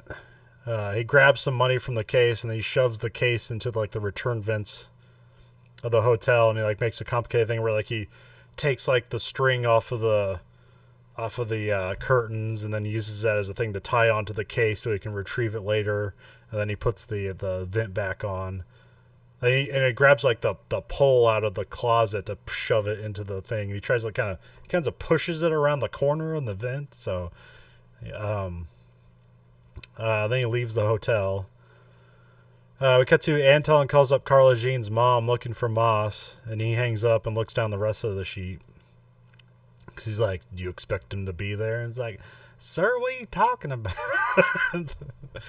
Which I get. We'll see it later on, but they have like the perfect casting for this lady. Yeah, oh yeah. It's like the Sparkle Motion lady from Donnie Darko. And yeah. And like it's the exact same dialogue from the book, and it's just as annoying, but they just got the best actor for it. Moss goes to get new boots and socks. He does some feet first aid in the bathroom and puts some new socks on, which is like, oh, I guess he was running around all night in the desert with just socks on because he took his boots off at the river. Which I don't know if that's supposed to be something special. Like, do you just take your boots off because you don't want him to swimming, or you just didn't want to get his boots wet, or I don't think you can swim in boots effectively. oh, they just get It's filled gonna with make water and get sucked off your feet. Yeah, that and your feet are just going to be straight. They're going to be held out. You can't bend at the ankle very easily. So yeah, it was probably reasons like that. Yeah, I didn't realize like cowboy boots. The reason they are the way they are is that if you like fall off your horse, like your boot will just get pulled off your foot, so you don't get dragged along by the horse. Yeah, Which yeah, is why. they're a very practical form of footwear for that. Which it's like, which I never like. I always looked at cowboy boots like, why did you wear that? But it's just easy to take on and off. Yeah, Which is also probably perfect for people who like to drink and they don't want to mess with like tying shoes and stuff like that. So. well, that and like you can also make them. There's a lot of snakes in Texas. Oh yeah. So if you're wearing a higher boot that's made out of thick leather, it's like a snake can jump up and won't bite through it right away. That makes sense. But they're terrible for your feet. Or if you have to do like work where you're standing or working all day, it's like, well, you better get lace up boots or something. Huh. Like because because I used to like kind of rigid boots like that, but yeah, after doing stand up work all my life, it's like, oh no, those are terrible for your feet. Do your feet just slide around a lot and then after? Yeah, they don't have as much give. They're not as comfortable to walk in. Okay. So yeah, it becomes an issue. So here, then we cut to it's night. Moss takes a taxi back to the Regal Hotel. Moss notices a truck in front of his room and he gets suspicious, so he just like keeps. Yeah, it's like, hey, keep driving. Also, Like, the curtains open when he left it closed. oh, okay, yeah. This dialogue's also in the book, but it's fun here. Where he's like, "Sir, I don't want to get caught up into a jackpot," and it's like, "You're already in the jackpot. I'm trying to get you out of the jackpot." And $100 over the seat. Yeah. Hell. Then we cut to Anton's drive around. It's called a Ram Charger in his book. This is just like a Dodge Ram, but I'm guessing it's just kind of a special version of it. It's a full size Ram SUV, Okay. which those were very expensive. It was like full size Broncos and full size what were they called back then? What were the 2-door ones called? Chevy Trailblazer, maybe K5 Oh, okay. or something. Yeah, these are expensive, usually full time 4-wheel drive vehicles. Okay. It got like 4 miles a gallon or something. Yeah, but when gas is like 35 cents. Yeah, I mean, yeah. So yeah, he's driving around his Ram Charger at night. He tries to shoot a bird with a silenced pistol because I guess here it's just a Tech 9 with a big silencer on it. So Yeah. Excuse me. but yeah, in the book he like mail orders a Tech 9, which again was another pistol that didn't exist at the time. But oh, whatever. It looks cool. Yeah. Which I was, I figured out that the guy who made the Tech 9 is just the Kel-Tec guy. It's like, oh yeah, he just likes putting tech in. Yeah. Sounds futuristic. Yeah. We got some morning. Window brings Bella report saying the bullet wound that Anton killed the guy outside the car. Like it's like, well, it's a bullet wound, but it didn't have a bullet. And so they're talking about like, I don't know how that happened. He went in and dug the bullet out of his head. So they don't know it's a cattle gun yet. Which I'm not sure if they ever stated out loud that that's what's going on here, but he does talk about. Well, they talk about cattle gun later on, but it seems incidental. And I don't know if he was just crossing ideas. It's like, but Moss goes to a sporting goods store and gets a shotgun and a tent. But yeah, this is the shotgun where it's like when you lever action it, it sends this little piece out that like knocks the hammer back. So it's a very old school shotgun. So. Stop making it in 1957. But it looks cool. So it's called the Winchester. What is it? Winchester 8? No, not 870. Oh, I can't remember. Yeah. Oh, I got it listed here. But yeah, I think he gets a tent where he's looking for tent poles, and the guy's, well, you have to give me a model number, and I can order the poles. And he's like, you know what? I just want a tent, which is much longer scene in the book because it like he kind of like confuses people. It's like, I just want tent poles. Winchester model 1897. Okay. um, then we cut to another motel where Moss is there. He saws off the barrel of the shotgun, ate the stock down, and he just covers up the stock in duct tape, and then he has a file out and he files down the barrel he just cut off, because he is a welder, so has some metal knowledge here. So, Yeah. oh, I'm not sure it really matters. It's like, I guess to keep it from like snagging on things, we have to keep grabbing it out, but yeah, he's just cutting it down to make it so he can hide it away and people can't see it. And he needs some firepower. Then we get to morning. Moss goes back to the Riga Hotel. He gets an additional room, this is the one behind his, which is kind of fun, where it's like he's got to do these things, but he can't explain it to other people. He's like, I want another room. He's like, okay. How about the one next to it? He's like, no, I want this one, but that's a double bedroom. It's like, and then cut to he's in that room. He gets out a supply of tent poles, which I was expecting the ones where it's like they're all like kind of rubber banded together and you line them up. But here it's just a pole that you twist together. Yeah, these are metal tent poles, old school. Yeah, and they don't even have like the detent where you line it up with a notch. It's just like they stick together, and he's like duct taping to make sure it's like these poles can't come apart. So, he grabs a bunch of hangers and he cuts them up so he can just get the hanger bit, because he's got to grab the case with it, and he duct tapes the hell out of that. We cut to Anton's driving around. He starts picking up on a reading on the tracker, because it hasn't gone off this whole movie yet. And so he's able to follow it to like room 138, which is the good where like he drives by it as it picks up, and then he backs up, and then it's like as it starts to trail off, and he backs up to, it's like, all right, room 138. Then he goes, Moss makes his grabber. Anton gets a room. He goes into a different room. It's like 130 or something like that. So it's different from, it's not that close to it. And here he just assesses like, what are these rooms like? And you see him like look at like all right, what's in these walls? So he's just assessing, like, can I shoot through these walls? Like, what's going to stop him?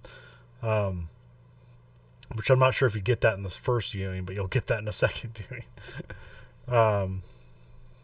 Yeah, because in the first viewing you might think, oh, this guy's just being weird. Like, well, there's a bit where like he just opens up the door and then he's about to close the door. Then he like bursts in, and it's like his room, and I don't necessarily know what that's about.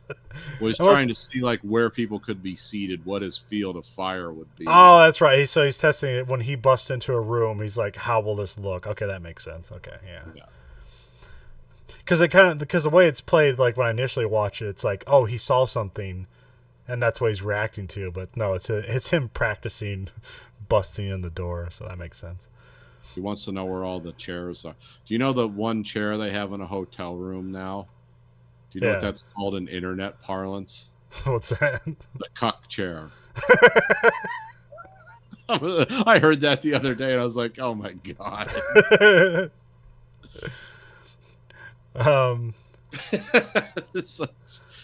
We are going to hell. I just learned about it, so you learned about it from the internet, so it's not your problem. Yeah, so I didn't learn it from like, oh, well, guess what we're doing. Anton like looks around the room and kind of takes inventory about what's going on, what the rooms are made of. Then he gets out his silent shotgun, his cowpuncher, which this shotgun is like some kind of like tactical semi-auto thing, and has just a big like stainless steel silencer on the end of it, so which will become a magical death machine for the rest of the movie. Yeah. Where it's just kind of this boom ching. It makes weird sounds. It sounds like a grenade launcher when it fires, and then like when it hits and then like it kind of has a high pitch when it hits something on the other, or when it when it ricochets off something, it has kind of high pitch down, or when it hits something meaty, it just has like you just threw like some hamburger against the wall. Like that's the sound that's going on. He takes off his boots, and so now he cut to him like walking around silently in his socks. Moss sees Oh yeah, Moss is on the room. He takes out the vent and he's able to see the case from the vent. He's able to see the case from the vent in the new room he got. So he's trying to grab it. So he's like latching the makeshift hook onto the handle. But again, you said this is like 45 pounds, so this is going to be kind of hard. That's why you need this much duct tape to get this thing. So, Anton pops the lock on 138, and he opens up the door. He shoots a guy laying in bed, where he like shoots his arm in half, and then like shoots him in the chest, and he just like flies halfway across the room. Yeah. And then he also starts screaming, but like after the first shot, but then the second shot he just silences him. But then Llewellyn can hear this, and so he just stops. He's like, "Well, that's weird, or something's happening." Then Anton shoots through the wall in the bathroom because it won't stop the buckshot. But then a guy kind of pops out from the other side of the bathroom, but he shoots him. But then as the guy's dying, he just like fires off his machine pistol. It just empties the magazine. And so that's definitely like, so Llewellyn definitely knows like, well, that's gunfire. So Yeah, you see the bullets like pucker up in the vent. Oh, okay. Yeah, because you can hear like tat, tat, tat, tat, tat, like the metal hitting the vent, and he knows what that is. Yeah, because before it was just like a guy screaming, but it's a silent shotgun. But now there's definitely gunfire in the air. And then Anton moves in the bathroom and he sees a reflection in the mirror, and he finds a cartel guy in the bathtub with his hands up. He's trying to question him. Is like how'd you find the suitcase or something like that. I forget what the guy's saying. He's just kind of repeating himself, and then Anton like closes the shower curtain, so he doesn't want to get blood on himself, and kills the guy with the shotgun with the shower curtain in the way, and then just moves on. Then he goes and sits down on the bed. He takes his socks off for some reason. They're covered in blood. Oh, okay, that makes sense. Okay. He starts looking through the place for the money bag. He spots the vent and he unscrews it with a quarter, and then he sees the drag marks in the dust. And then we cut to Moss's riding with some guy that he's hitchhiking with. This guy admonishes him. He's like, "You shouldn't be hitchhiking at your age." Yeah. But he's got the money, so he's able to get out of there. But we cut to morning. It's at office. He doesn't have a character name, but this is Stephen Root, so I'm just going to call him Stephen Root for the rest of the. I think he's literally credited as guy who hires Carson or something. I think that's it. Yeah. So yeah, here he's hiring Carson Wells. It's played by Woody Harrelson. Which you figure like Woody Harrelson, he's got to like add something to his character, but I think like almost all of his dialogue is exactly from the book. So yeah, he seems to be pretty straightforward. So yeah, they're hiring him to look for the money. Actually, they're worried about like how much Anton, and if he's dangerous. And then he assures that Anton's dangerous, and he's like, is he dangerous? He's like, compared to what? The bubonic plague? It's like, yeah, he's a bad guy. He says he's a psychopathic killer. Them around, And then I think there's a joke. He says he counted the floors on the way up, and he says you're missing a floor. Is that just like a 13th floor joke where they take off the button or whatever? Yeah, I think that's like a double play. Okay. It's like, because in this building there is actually a 13th floor, but no one knows it's there. And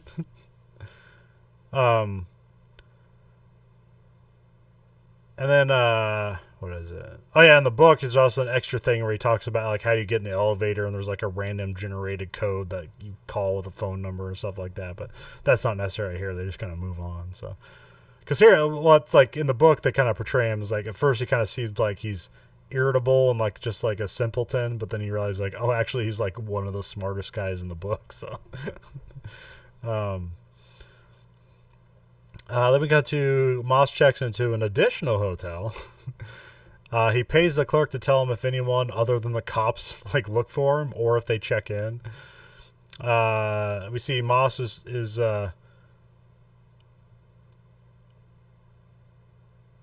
Moss kind of like wakes up in the middle of the night in bed, and he's like, oh wait, there's a tracker in the money case, and so he rifles through all the case and all the bills, and he finds a tracker, which is like They even say in the book it looks like about the size of a cigarette lighter, about a Zippo lighter, and it kind of looks like that and just has a red light on it. And then Moss hears a beeping sound, and his head fills with all the bad things that that might happen, which he's correct to think. I have my volume maybe kind of down, but does like the beeper keep going through the scene? Like, does it like pick up beeps as he gets closer to the door, or is the beeper I not? think he shuts it off at some point. Okay, all right. He rings the desk clerk, who doesn't answer, so he's like, all right, that guy's dead. He leans down at the door and kind of listens, and he kind of just hears like some walking around. He grabs a shotgun and waits with it pointed at the door. He turns out the room light and he listens, and he sees like feet shadow like walk up to the door, and then they walk away, and then the hall lights go out. Like, it's a very tense scene. It's very well done. Because I don't think this. I mean, I don't. I'm not sure if this scene in the book is described exactly this way. I can't remember, but I mean it's similar. But I feel like it's maybe more well done here. I can't remember. The lock pops on the door and hits Moss in the chest, which kind of like jolts him a bit. Yeah. He grimaces and fires at the door. Then he grabs the case and jumps out the window. Anton fires into the room. When Moss hits the ground, he grabs the case and just runs back in the hotel because he knows if he runs out, like, Anton can just shoot him. Then Moss heads out the back, and then Anton gets a shot off anyways from a different viewpoint. Well, we see him he gets a shot off, but Moss seems okay. But then as he's hiding behind the corner, he looks down and is like, oh, he took a shot in the side. It took a very I don't know. It took kind of a Hollywood wound, but like in the book and here, he has to go to a hospital to work it off. So it's not just he can't just walk it off this time. Although in the book, it's more described that like it barely missed his liver. So, but they don't go that far here. There's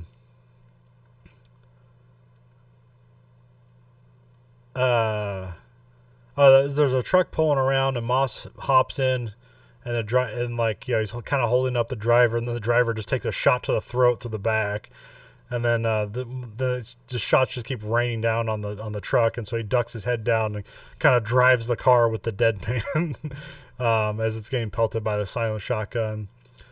Then the truck rams into some cars because doesn't see where he's driving. He abandons the truck and he runs across the street and hides behind a car. He sees Anton reflection walking up to the truck. And then we cut to Anton. He's kind of following the blood trail and he notices it's behind him. And then Moss ambushes Anton, who just leaps behind the car. Moss pushes forward and firing on the car. But then when he goes to look behind the car, Anton's not there. But also he dropped his silenced pistol. So I don't know what his shotgun is, but he probably went back to go grab that and make sure he has it. Moss grabs the pistol. But then I guess he ditches all that stuff somewhere. He makes his way to the Mexican border. He pays some kids $500 for a coat and a beer. Which just seems more sinister in the book. It seems like the kids are going to rob him in the book, but here it's just kind of they're weirded out by the situation. In the book, because in the book, Moss says you take the money and you keep walking. What they're going to try to do, and he's like, don't even think about it. Even though there's not really much he could do to stop him in that state. But yeah. Moss walks along the bridge and notices a patch of plant stalks or bushes, and so he throws the case into them. Which he has to throw it over a fence to get it into the bushes. Moss checks his side wound and it kind of bleeds heavily, and it's very dark blood. So it looks bad. He walks past the border guard and kind of salutes him with beer. So he's able to hide his wounds with the jacket and kind of play it off like he's a drunk walking into Mexico. And of course, the Mexican border guard doesn't seem to care. No, they don't care. They can check in, but they can't check out. Cut to morning, and Moss wakes up to a mariachi band that just is playing in front of him, and then he opens up his jacket, and they see all the blood, and they stop playing, and then he pays him to bring him to a hospital. Then we cut to Anton sits outside a pharmacy. He cuts the sleeve off a shirt and grabs some cotton balls. Then we cut to he limps over to a vehicle. We see his leg is all shot up. He also has a I don't know, like an unsprung, undone like hanger or something like that. Yeah. Because he puts on the end of he puts a t-shirt on the end of this hanger and he shoves it in the gas tank to get the t-shirt full of gas. Um, and then he like he just shoves the cotton balls into the gas tank and lights the t-shirt on fire and then walks away. Or he walks into the pharmacy, and then pretty soon later the car blows up and blows out the windows in the pharmacy, which is funny because it's a very cinematic scene. I feel like it's like one of those moments in Hollywood. It's like, oh, that's a very iconic moment, and it's like exactly how it's described in the book. So it's Exact same way. like, Except the name of the pharmacy is the name of the producer of the film. oh, okay. I forget, what does it say, because I remember I looked that up. Or it's not the name of the film, it's the name of the guy who runs a production company for the Coen. Mike Zoss Pharmacy is what it says. Okay. If you look that up, Mike Zoss is the guy who runs their production company. Okay. Anton grabs some medicine from behind the counter as everybody's like running out away from the exploding car. So he grabs the good stuff, you know. Yeah, it's more described in the book. Like he grabs, like he's looking for like, what's that stuff that fights? He's looking for penicillin. Penicillin. So, but he finds stuff that's like close to it as he can. Sulfate stuff, and then he takes Vicodin, which is an old painkiller. We cut to Oxy. It'd be cool if it was Oxy. It's like just full anachronism. We cut to another motel. Anton cuts his pants open to reveal the wound. He sprays it with some stuff. Well, it's kind of, he like mixes something in a bottle. It's like peroxide or something with some iodine. He stabs the bottle, then he sprays it all over the wound. He makes some injection in his leg, which I'm guessing he's just numbing it here, because then he like pulls debris out of the wounds and wraps him up. He gets in the tub too to like wipe it off at some point too. Then he injects himself with antibiotics or something, some blue liquid. Which in the book he's like hanging out at this hotel for like 4 days. Here it's not necessarily, they don't really give you like a timetable. It's shorter here, but in the book it's implied to be kind of like it takes some time to recover from this stuff. So yeah, essentially these guys take almost 5 days to recover from their wounds before they get back to the devil's business.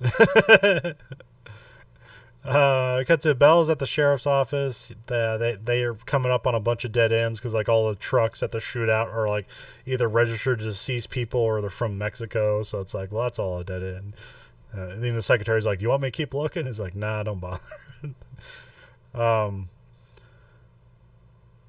Then Bell spots the truck taking the bodies away from the shootout scene, and like a tarp has come loose so you can see the bodies underneath, and so he pulls that guy over to berate him, which the guy just kind of laughs, and he's like, "It's like, why don't you have a van?" It's like, because they're not 4x4. So. You don't have a Ford Quadra van from this year? It would cost as much as 3 trucks. We cut to Moss wakes up to Wells holding flowers, and Wells talks to, and him talk about like Anton. He's like, "Yeah, you don't know this guy." It's like you don't know what you're messing with here. We also get some character revelation that like Moss is a welder and a Vietnam vet, which it's fun here because like it's like he says you're a welder, and he's like, "What'd you do? MIG, TIG? Like what'd you?" It's like, "Oh, he knows his welding stuff." So. Yeah, can you do cast iron, aluminum, pop metal? I don't mean braze. I said weld. I said I didn't say braze. You know, he's like his bona fide welder. Which I don't know. He's living in a trailer. I feel like a welder would make good money, and you know, presumably he'd have some, you know, some benefits from the being in the army, but oh well. Maybe he has an ex-wife or something. Texas in the beginning of Reagan's America. It's not a tough economy out there.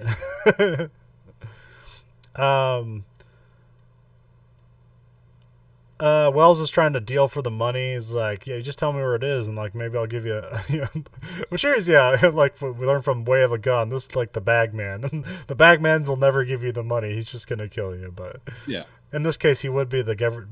I don't know. That's the rock and a hard place here is like even if he would deal with Wells, he's like Anton's gonna come to kill him anyway, so it doesn't matter. So, um, but here Wells lets him know that like Anton's not gonna come and kill him right now. He's gonna go kill his wife, and so like well, it's our Moss has to think about that. Yeah, there's It's some like very matter of fact dialogue here. It's like, who is he? What's his name? And he's like, Anton Sugar, and Llewellyn's like, Sugar. He's not someone you want to meet with. People that meet with him have a tendency to die. Is he coming here? No, he's going to Odessa. Oh, why is he going to Odessa? To kill your wife? You know, it's like, stop bullshitting me. I know everything too is. We cut to Belle meets with Carla And G. the thing is, like, real quick, the way these guys, like him, like Woody Harrelson and Tommy Lee Jones do such a great job here because they're actually from Texas. Like, you completely believe these guys doing this kind of dialogue and stuff. Yeah, yeah. It's kind of this podunk way of talking, but it also seems sublimely brilliant at the same time. Yeah. Well, yeah, because it pays a lot very simply. Yeah, as well, both like Bell and Wells here are like really smart people that just kind of like intentionally sound dumb to throw other people off. Like they want to be thought less than so Yeah. that they can like maneuver around people. Because if everyone thinks they're idiots, then they're not going to be like worried about them when really they should be. Yeah.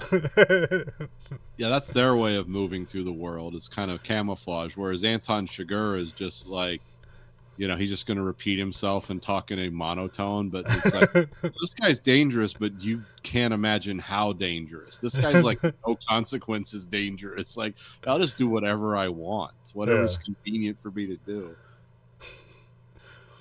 We got to Belle meets with Carla Jean and tells a story about a slaughterhouse, which I guess is actually a lie, which is funny. And so, which I'm not sure if that's in the book or not. I can't remember. This is kind of a combination of scenes here. I can't remember. Yeah, I think they amalgamate some things. But this story just confuses her. It's like, well, I'm talking about Llewellyn. What's this have to do with anything? Because he also like talks about like now they don't kill cattle that way anymore. He's talking about like shooting the cattle with a gun and like an arching around and hit him in the shoulder, and now he can't can't lift his arm anymore. And then he starts talking about the cattle gun, how they do it now. But Sherry talks about the cattle gun that has the 22 cartridge in it. Yeah. And not like the air driven one. So but he gives her his number.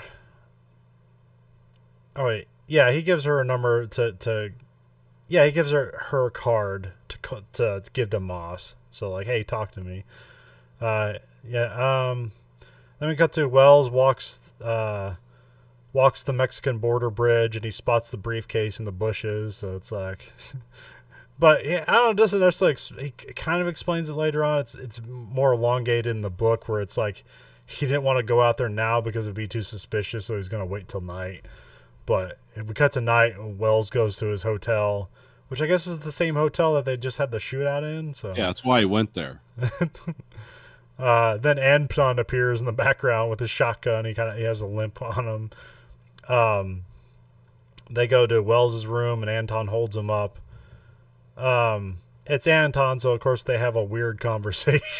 So, I don't know if you remember the dialogue here before he shoots him out. If you have anything. Well, I mean, the big quote is like, if the rule you followed led you to this, what good is the rule? Okay. Yeah. This is basically Anton. It's just like, you don't. So the thing with Anton at the end of the day is like he's in control of everything that's going on. Yeah. Because Wells tries to tell him, he's like, I know where the money is, and Anton's like, I know where the money's going to be. And Wells is like, how's that? And he goes, it will be placed at my feet. Basically, like, I'm going to hold this guy's wife hostage, metaphorically or whatever. because he immediately asked Wells, he's like, how much of the money did you agree to give to him? You know, because he has already thought this through. He knows what's going on. I even tries to buy him off here because the corporate guy gave him a credit card with like 14 grand of credit or whatever. Yeah. We just go to an ATM, which Anton's like, huh, an ATM, huh? So, which also just seems weird to Anton, like he doesn't know what an ATM is.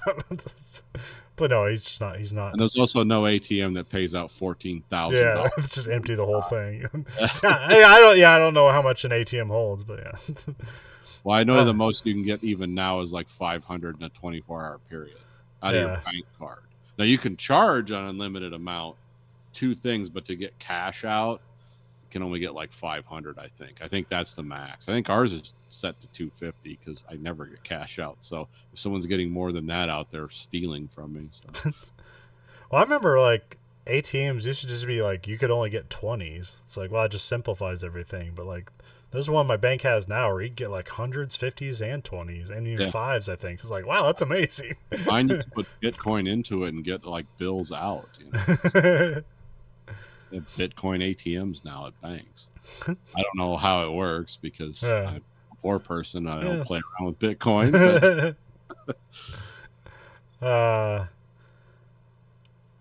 But yeah, here the phone rings, and then like as the phone rings, Anton just shoots Wells and kills him. Which a bit more, here you see the backside and he just fires and you know he's dead. And it's a bit more graphic in the book where he's like, he dares Anton to kill him like 4 times, and then he holds up his hand and like blows off his hand and his head and. Yeah. But here it's just like a shot, and then he answers the phone. But like, and also in the book, it's a cellular. Well, no, it's a cellular phone in the book because he has the cellular phone. But not the. You said he had a car phone, but not. Yeah, I think in the book it was like a car phone. Because he was going through Wells' car after he killed him, as I remember. Oh, okay, all right. Because he was trying to see if there was anything useful in the car, and then the phone rang in the car, and like Anton. Okay, that makes sense. Okay, picked it up like hello. But yeah, the phone rings. Moss is calling. They have a back and forth about how Anton's going to go kill his wife. Anton's deal is that Moss give him the money and then he'll just kill him and leave his life alone. But then Moss says he's going to make Anton a special project and he won't have to come for him. He's going to find him. So have that being the end of Act 2. We have Act 3. Bell's having breakfast with Deputy Wendell, who's like updating him about like more dead Mexicans they found because this is like the Rego Hotel. And it's like 3 more. It's like, yeah, this is supposed to be a small town in Texas that hasn't had a homicide in 40 years or something like that. And now they got like 14.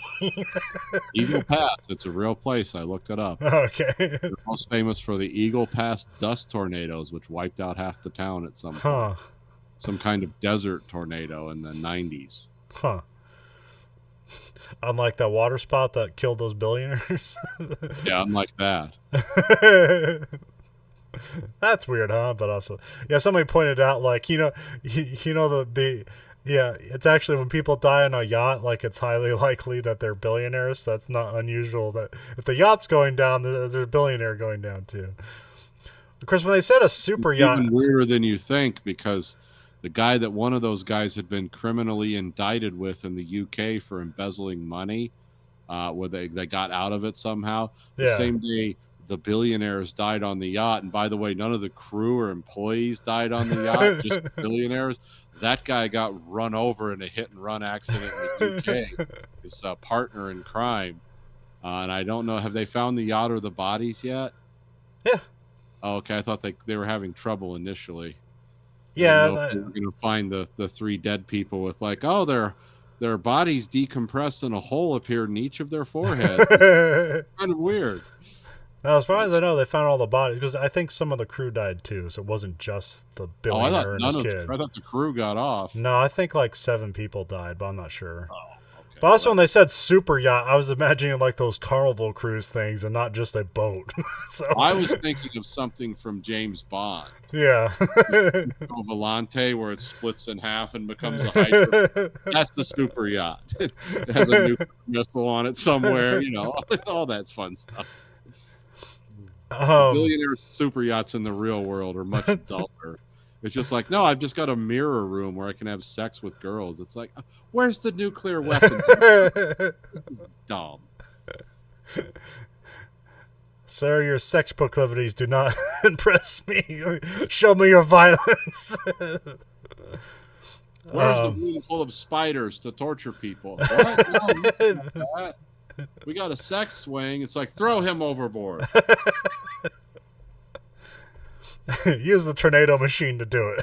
Mhm. That's the problem. They accidentally activated the tornado machine and aimed it at the boat.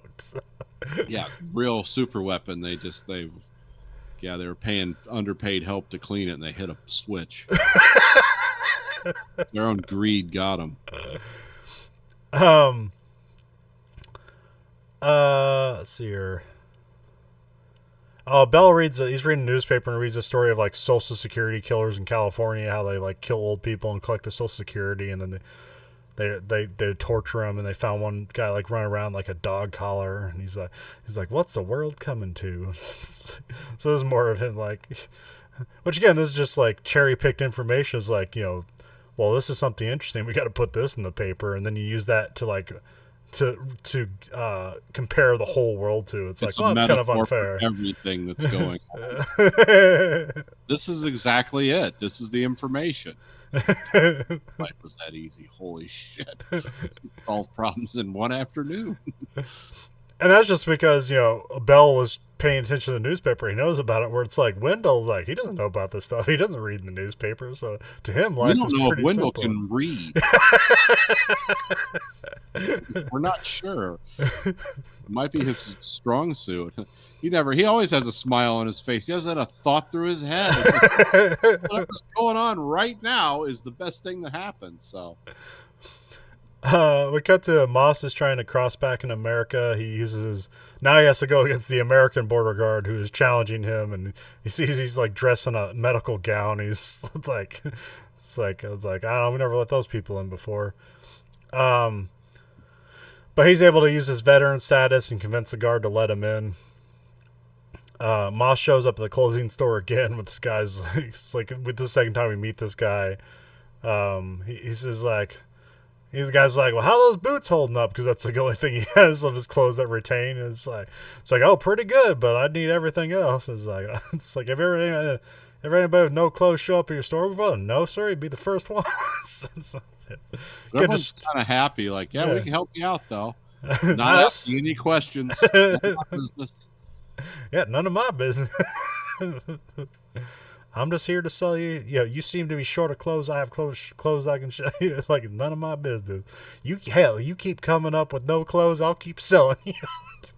Because I don't know how much those boots cost, but they're imagined to be magical in this world, so they're probably like $100 boots then, or probably like $1,000 boots now. So. I don't know. I'll look that up. Keep talking. All right. I remember the name of the boots. Oh, that's a real brand or whatever. I'm gonna find out. They cut to Moss waits to the brushes and finds the money case. Moss calls Carla Jean, and her mom's at the house, and like she talks to him, and it's kind of a pain. So, Moss has Carla Jean gets on anyways. Moss has a plan to go to El Paso and put her on a plane, while Moss is like looking for Anton to try to like intercept him and kill him. We cut to Anton pops a lock on a stairwell. He walks in the office with the Stephen Root character and shoots him with a shotgun. He just kind of like gurgles. There's also another guy in the room who's apparently an accountant. Oh, there's an extra bit in the book where he says like he explains that he shot him with birdshot because he didn't want like glass to fall on people down below. So it's like, well, how considerate, Anton. So. Yeah, he's always thinking, he's always got a plan. So Larry Mahan apparently went out of business. That was the brand of boots they were. Okay. But the vintage boots anywhere from $450 to $700. Okay. So yeah, those would be very expensive boots. Okay.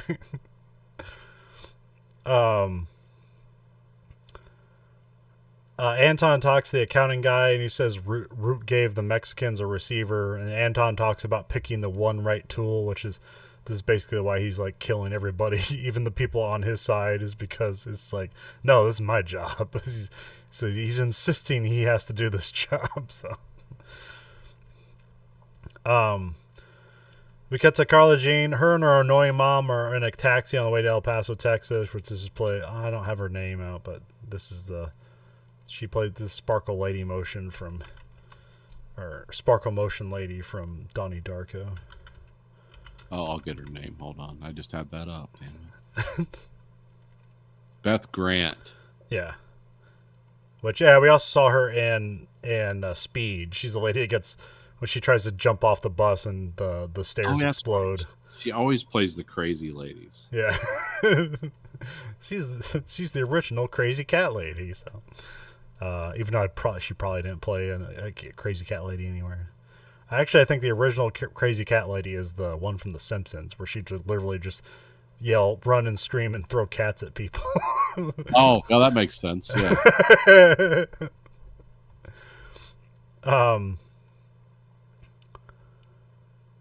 But yeah, here you got the exaggerated dialogue where she's talking to the taxi drivers like, do you know how many people I know in El Paso? She's like, 0, and she holds up the 0 finger. It's like, it's exactly how it is in the book. It's the exact same dialogue, motions and everything. So it's funny. Yeah, you don't need to change perfection. And then when they're getting their suitcase out of the taxi to go to a bus, and here a Mexican comes up and helps them like get to carry their case, and here he gets info out of the mom. It's like, where are you going? Oh, what hotel you? Oh, I've been there. What hotel you're staying at? And then Carla Jean's off, and she's on a payphone. She calls Bell and tries to get him help. Or tries to get him to help Moss, because they're all going to meet in El Paso. So she tells on Moss so now Bell's going to go to El Paso. We cut to Anton is pulled over on the side of the road, and a guy helps him out, and then he's asking him like, hey, where would you go for an airport and stuff like that, and then presumably kills the guy, because immediately in the next scene he has like the truck. So it's like, although he never does anything with his truck, right? Not really, no. It's okay. So that's what I was, it's like, I don't remember like what need the chicken truck that we're getting rid of all the chickens assist him in anything he does. Although we immediately truncate like a lot of the movie here coming up. So, let me cut to Moss is walking around with like a rifle case or something. I think he has a rifle case, right? I mean, it looks like a rifle thing going on. Something like that, yeah. He talks to a young lady by the pool, and then we kind of just like, he says like, yeah, I'm married, and she says something, or he says something like, yeah, I know what drinking leads to, but then he's kind of infatuated with her. This is a much longer portion in the book where she's like a runaway. I think also she's like 16, but in the book they made it explicitly clear he's not trying to sleep with her. He's just like, I don't know, lonely or whatever. But it's just kind of two people on the wrong side of the law, so they might as well help each other. Although she doesn't really help him at all. So we fade in and fade out kind of all of a sudden, and then we're kind of a POV of Sheriff Bell. And we hear gunfire. We see a truck racing away as like our guys are trying to like hop into the truck. Bell pulls up to the scene. Because this is where he's going to find Moss, because it's like a hotel in El Paso. Bell comes upon where the shootout was. He finds a dead guy in the pool. There's a guy crawling around and dying, so very, blood simple there. And then he just finds Moss dead in the doorway in the room. Yeah. It's brilliantly abrupt. We're waiting for this like big moment where Anton and Moss like face off, and then just doesn't happen because it's not. I mean, none of this movie's like real life, anyways. But you're just gonna deny the audience this big showdown too. So I don't know. Well, it's one of the overall themes too, is like the randomness and luck of life. Yeah, good luck, the bad luck. It's a force in this movie, and that's really what Shiger is always doing with his coin flips and all that. He recognizes the randomness in life too, and it's one thing he can't control. even though he wants to. So it's like, well, I'll embody some of this randomness and take some of its power away. And that's what's brilliant and very unsatisfying, because you want that shootout. You want to Yeah. see, it's like, can this guy? You want to see these guys like lay traps against each other and spring them in different ways, and have this, what if MacGyver was two psychopaths trying to kill each other? Yeah. Well, Boss is ultimately like not a good guy. Yeah. Chigurh is like a cartoonishly evil man. No person like that actually exists. There's actually an interesting theory that Anton Chigurh was the Tyler Durden of this movie. Never really that was not really one guy. It was just a bunch of different people doing things, but it got attributed to one guy in Ed Tom's mind because he was the unreliable narrator of the story. Okay, yeah. And really a bunch of other shit was going on. The same stuff happened. The same people died. Some of these people were real, but the mystery Anton Chigurh man, like, no man like that ever existed. There is no man with no enemies. No one takes out everyone who offends them. That person's not real. Because if that was the case, the list would be long and ridiculous. So it's like, no, that doesn't happen. But that's an interesting theory. I don't believe it. That's fun to think about. Yeah, it is cool. There's a lot to this movie that's left to what you think of it. So that's why it's perfect for that kind of stuff. But I mean, it's here. It's like, but like Chigurh doesn't kill him either. So that's the interesting. It's the Mexicans just kill them. And like there's not a big lead up to it. It just happens and it's done with. But she can't remember, does the girl get killed in the book, or she just get out of there? Yeah, she gets killed. No, she gets killed. All right. Let's see here. Oh yeah. And then we cut to, it's night.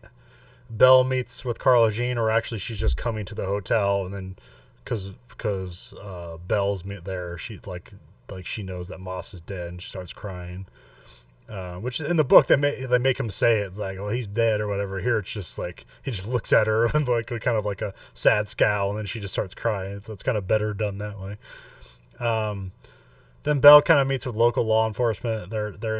They leave talking about Anton. Where here it's like kind of, you lead up to what you're just talking about. Like it's like, could this be one person? That seems unlikely. It's like, yeah, that is one person. Like, it's like, I forget. There's something that's fun. Like, yeah, this like, he says like, yeah, some hard bark on him, which is kind of funny term about Anton. Yeah, that's also really they say the thing is like, yeah, I don't know what to, like, if my granddaddy was here now, I don't know he'd think of people with like pink hair and bones in their noses, which again, this is just, the people out of time stuff, like, still have power though. So Bell goes back to the El Paso hotel where the shootout was.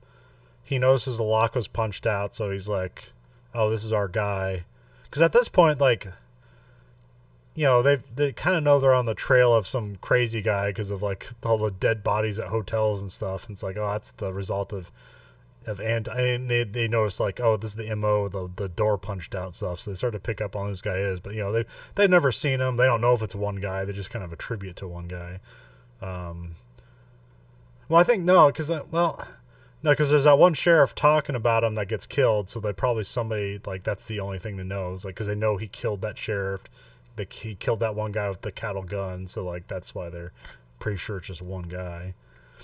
Let's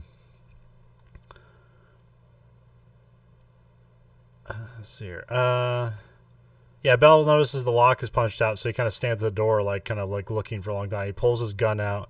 He kind of like looks into like the shininess of what's left of the door ring, and he can kind of see Anton.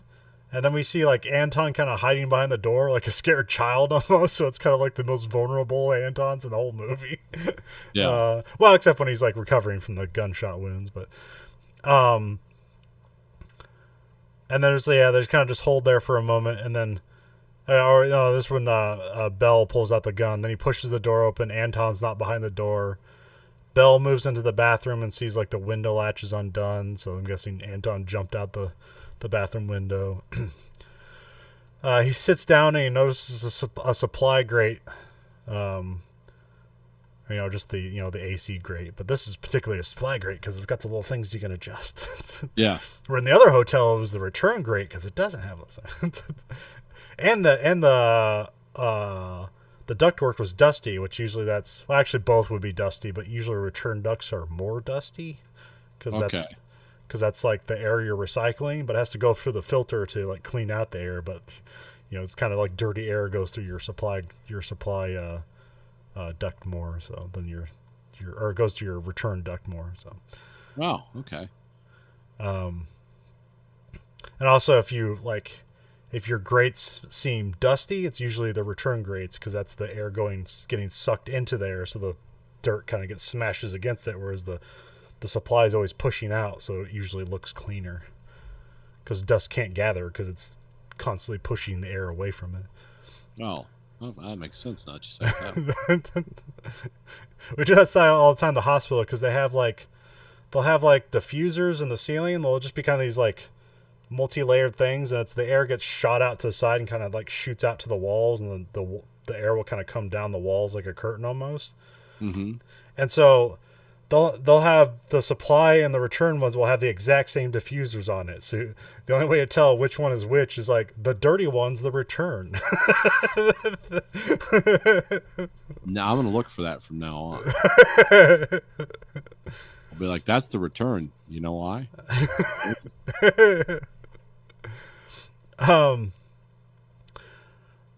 So yeah, he sees the supply grade's been taken off, and with a dime, so we know it's Anton. And then even though it's got like round duct, like the where the grate is, it's square, so it's just big enough you could probably fit a suitcase in there. So, but you can't push it down the. Although I'd be completely blocked. That hotel would have been so hot. There'd be no air coming in there. You'd notice that pretty quick.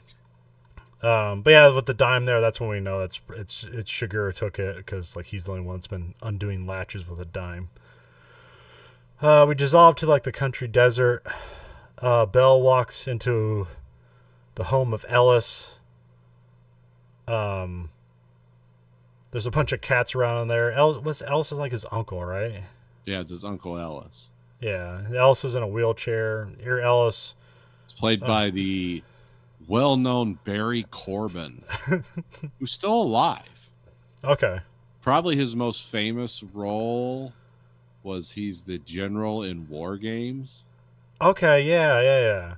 Yeah. I was gonna say he in Northern Exposure. Yeah, he would also get a lot in Northern Exposure. Okay. Is he in? I thought he was in Twin Peaks too, as some role. Maybe I'm wrong. Maybe. Is he in Shooter, or is that a different person? Oh, no, I'm thinking of who's the guy from? No, I'm forgetting everything. Ned Beatty's in Shooter. Oh yeah. Where he's like the comically evil senator at the end of that movie. So. Yeah, the psychotic center. Yeah. This guy also played the Undertaker in Killers of the Flower Moon. Okay. Which is probably his most recent role that I can find. All right. He's another Texas guy, though. Okay, yeah. He's from La Mesa, Texas.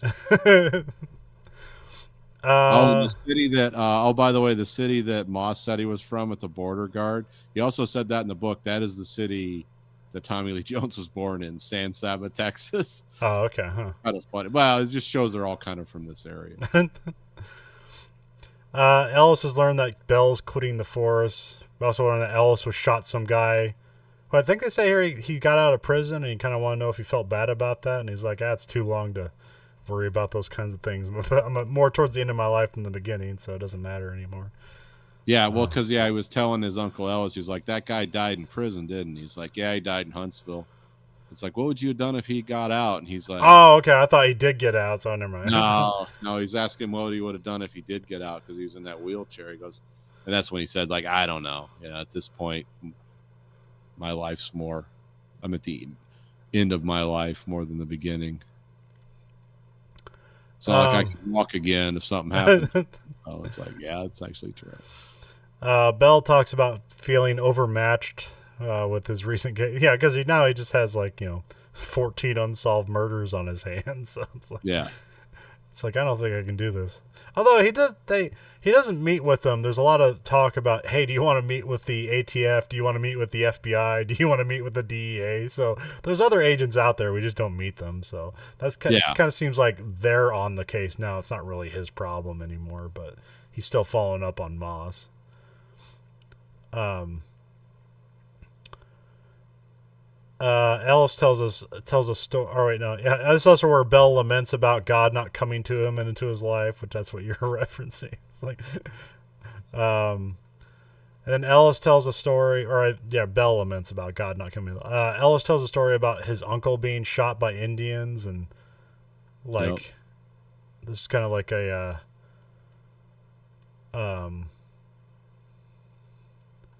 there's something in the book about like, hey, why these people are kind of anxious, and it's about like, well, they're their forefathers were like hatcheted by Indians and stuff like that. It's like, huh, I wonder what the flip side of that is. Just completely forget that whole angle. What'd you do to the Indians? Oh, we don't talk about that. Well, you gotta see that was manifest destiny. God said this. And and these damn red savages that come up and they attack us for killing their families and stealing their land. And it's like, well, no, God said we're supposed to do this. And then everyone gets angry and nobody.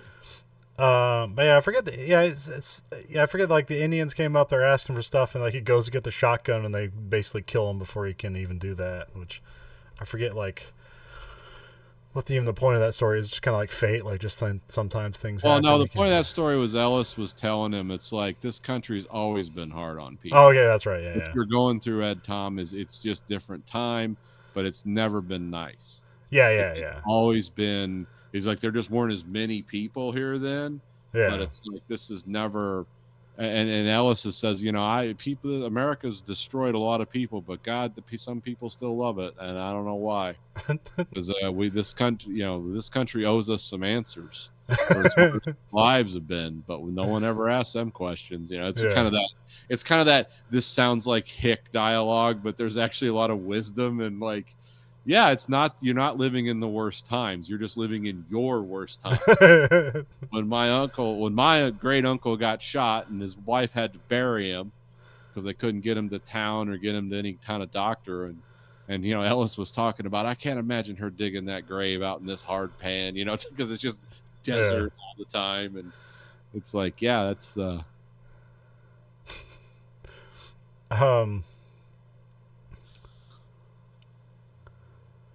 let's see here. Or he didn't call it hard pan, he called it caliche. That's it. Oh, okay. It's probably the one in a scene of dialogue in the movie. I probably love this one the most. Yeah, because this is the most like West Texas Shakespeare that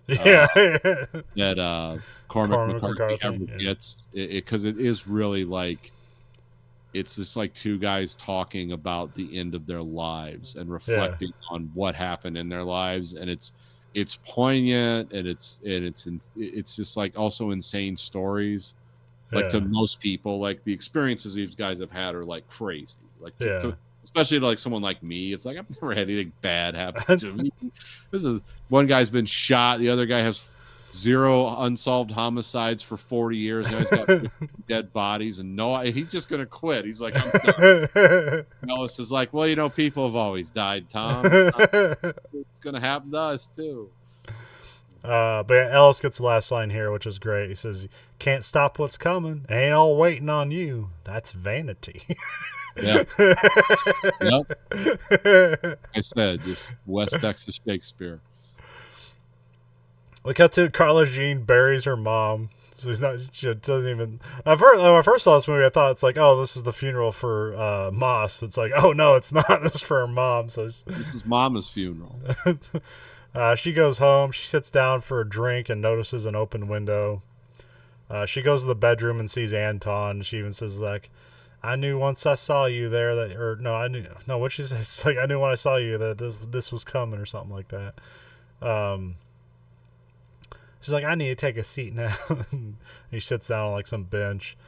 Anton talks about giving his word to Moss to kill her, which confuses her. He's like, he's dead. Why does that matter? It's like, well, he cashed some checks that he can't. Or wait, yeah, or what's that? Yeah, now I'm forgetting the whole thing, but whatever. Uh, he wrote some checks that she has to cash. That's it. So, and then she hears she's talking. You don't have to do this. And then Anton flips a coin and tells her to call. It's like, this is the only thing I can offer you. And then she says, the coin don't have no say. It's just you. uh, which in the book, it just explicitly, she calls it, says heads, it's tails, and he just shoots her in the head and leaves. Here they make it more ambiguous. He leaves on the lines like, I got here the same way the coin did, which I really don't know what that means, but it's whatever. It's like, it's just fate, whatever. It's more of his just weird logic. Yeah. Then we cut to Anton leaves the house and he checks his boots for blood, and that's really the sign's like, yeah, she's dead. So, but she never calls it here, but in the book she does. So. Anton's driving away from Carla Jean's house when he's just struck at an intersection and gets T-boned. Which in the book there's like an extra thing where he says like, this is why he doesn't wear a seatbelt, and he like scoots to the other side of the car as it gets T-boned. Yeah, it was something like that. Some weird logic. I mean, that probably at this time the cars weren't really built for side impact stuff. No, they were just metal boxes to get crushed in. Anton gets out of the car bloody and limping. Some kids and bikes pull up. He's got a bone sticking out of his arm. Anton buys a shirt off of one of the kids and makes a sling out of it. Anton tells him you didn't see them, and he walks off as the sirens drawing closer.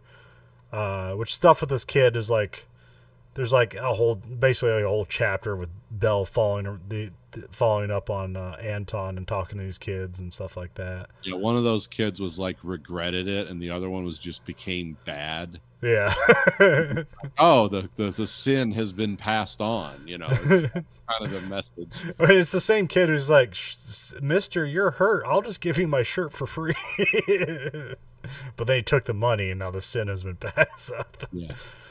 Well, the other kid is like, because the other kid who didn't give up his shirt is like, half that's money's mine. He's like, I ain't got a shirt. He's like, that's wasn't what it's for. So the other kid immediately recognizes, like, yeah, this is how the world really is. It just snapped into focus for me.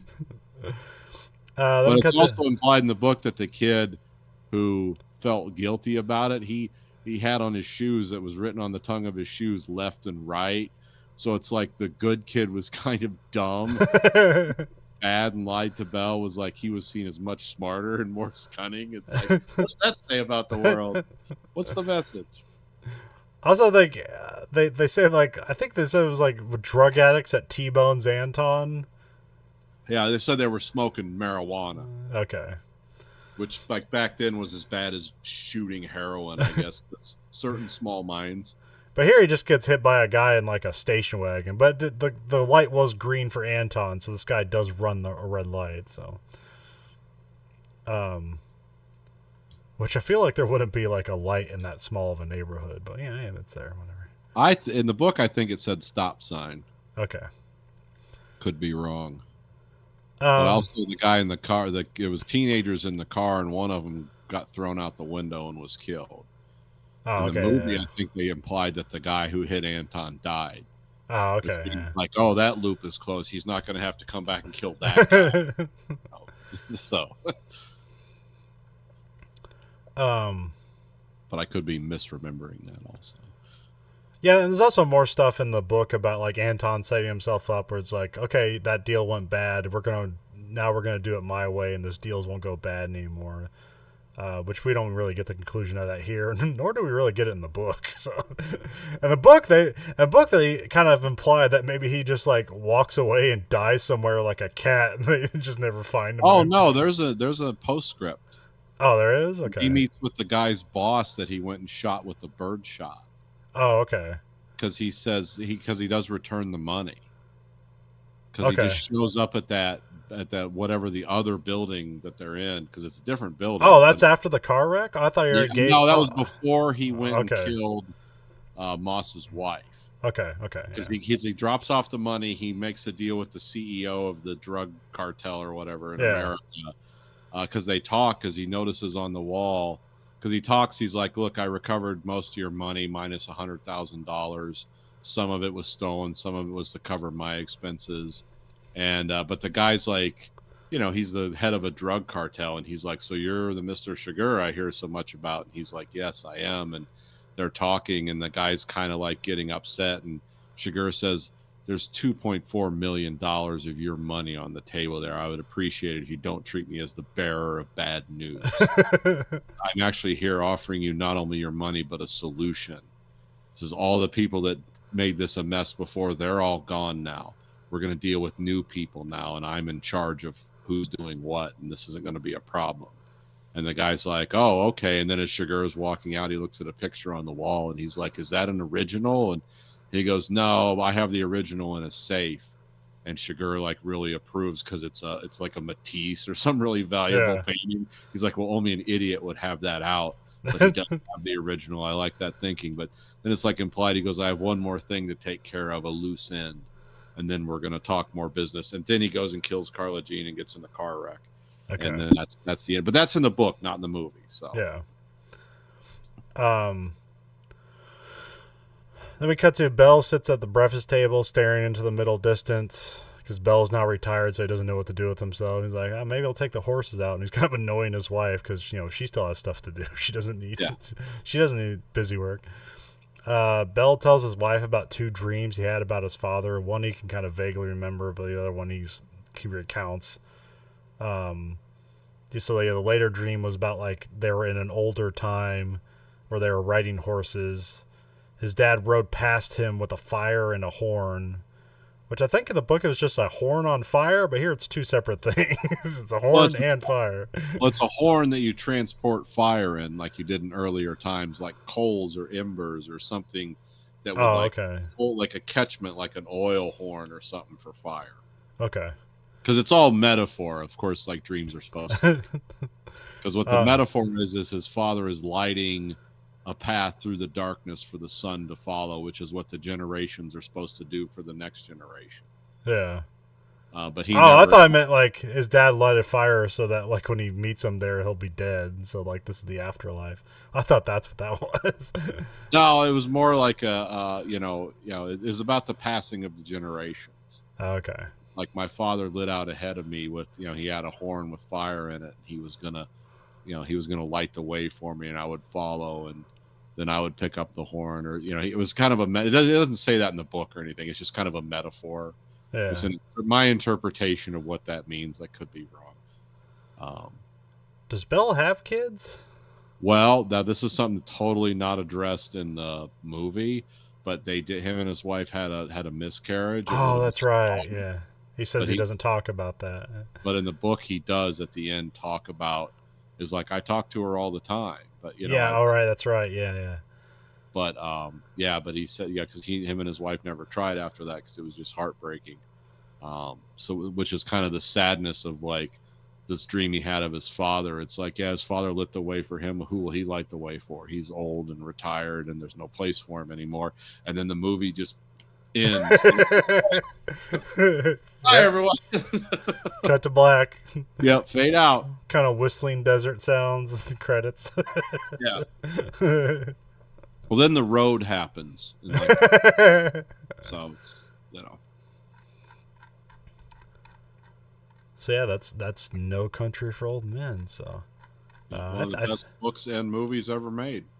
Yeah, and I believe it did win Best Picture, so that was much deserved. Oh yeah, best Javier Bardem, best supporting actor. Probably got best adapted screenplay, even though they did little to really adapt. I just think for watching this movie, I'd know what it won.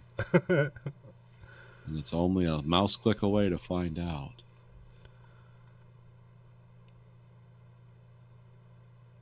But yeah, it's actually one of the best movies of the early 21st century. And it still holds up very well. It was a movie shot like 30 years after when it took place. Yeah.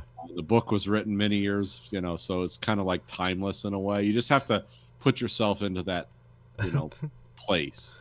Yeah. Yeah, and also, yeah, it feels like this movie was shot yesterday, but it's a 17-year-old movie. So, Yes, this one for Best Picture, Best Director, Best Supporting Actor, Best Adapted Screenplay, nominated for Best Cinematography, Best Film Editing, Best Sound Editing. Oh yeah, all kinds of stuff. So it basically swept the top that year, yeah, which because makes it feels like a movie that would get snubbed at the Oscars, so it's glad that it won them. So yeah. it's not that important, but sometimes you just like that. It's validation in some more senses. Like, well, you don't have to tell me this is a great movie, but I like that you did. Yeah. While we're sending a probe into space containing the supercut of scenes from the Imperfect Collection from the Verhoeven Effect, Nathan, what one scene of this movie are we shoving into space? The dialogue between Bell and Ellis. Okay. It explains the whole movie. That's what I get at. That is the pin around which the movie turns. Yeah. Because it's basically the story of this fading sheriff in West Texas, and his in his recognition and his frustration with feeling like he has no place in the world, Yeah. and a world that's moved on without him, which is something that everyone feels. Yeah. I mean, I feel that way now. Do not understand the world I live in. Texas existentialism from the 80s. So. Yeah, oh yeah. Early 80s. Well, you can find us on Letterboxd, username VHE. 1 out of 5 stars. What are we giving No Country for Old Men? 10 stars. No Country for Children of Men. Yeah. I absolutely love this movie and this book. I like the author more, but I'm kind of more into that whole book thing. I love books. I read a lot of books, growing up, and when you see something that's like, this is a cool book, and you see it brought, I recommend everyone watch. If you liked watching the movie, try reading the book. Yeah. It's not that hard. I don't even think it's very long. It's like at 1.5 speed. I think it's a 6-hour book, so it's not. How many pages is it though? It's not. I don't know. It's probably like 300 pages or something. Yeah, it's not very long. It's a quick read. Yeah. And it's so well done, you'll read through it, and you'll read it 6 times. I read it every year.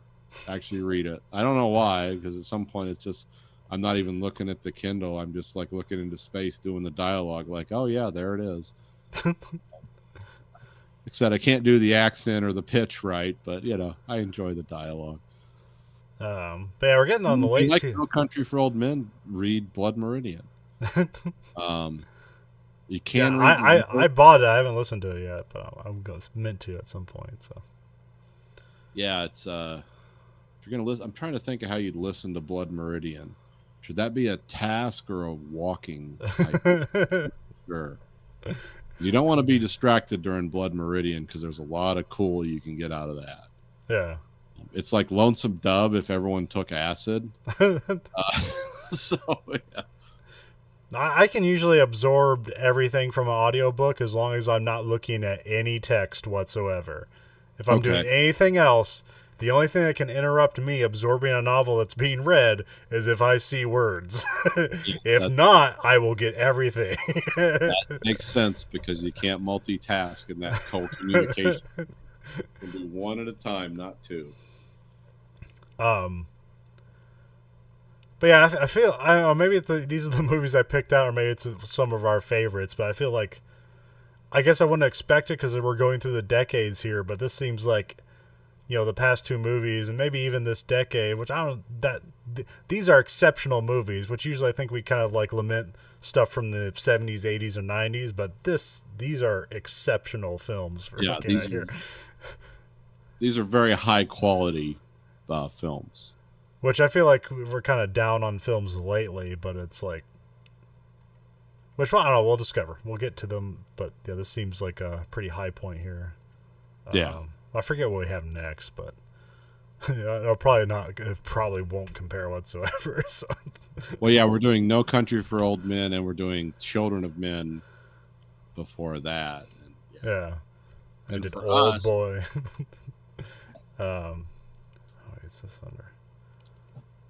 I'll find. It won't be fast, but I'll find it. Uh-oh. Was that me or you? That was you. Oh, Oh, we're doing The Dark Knight next. Okay. oh, That that makes should. sense. That's that. Okay. We're gonna have to figure out when films started to suck.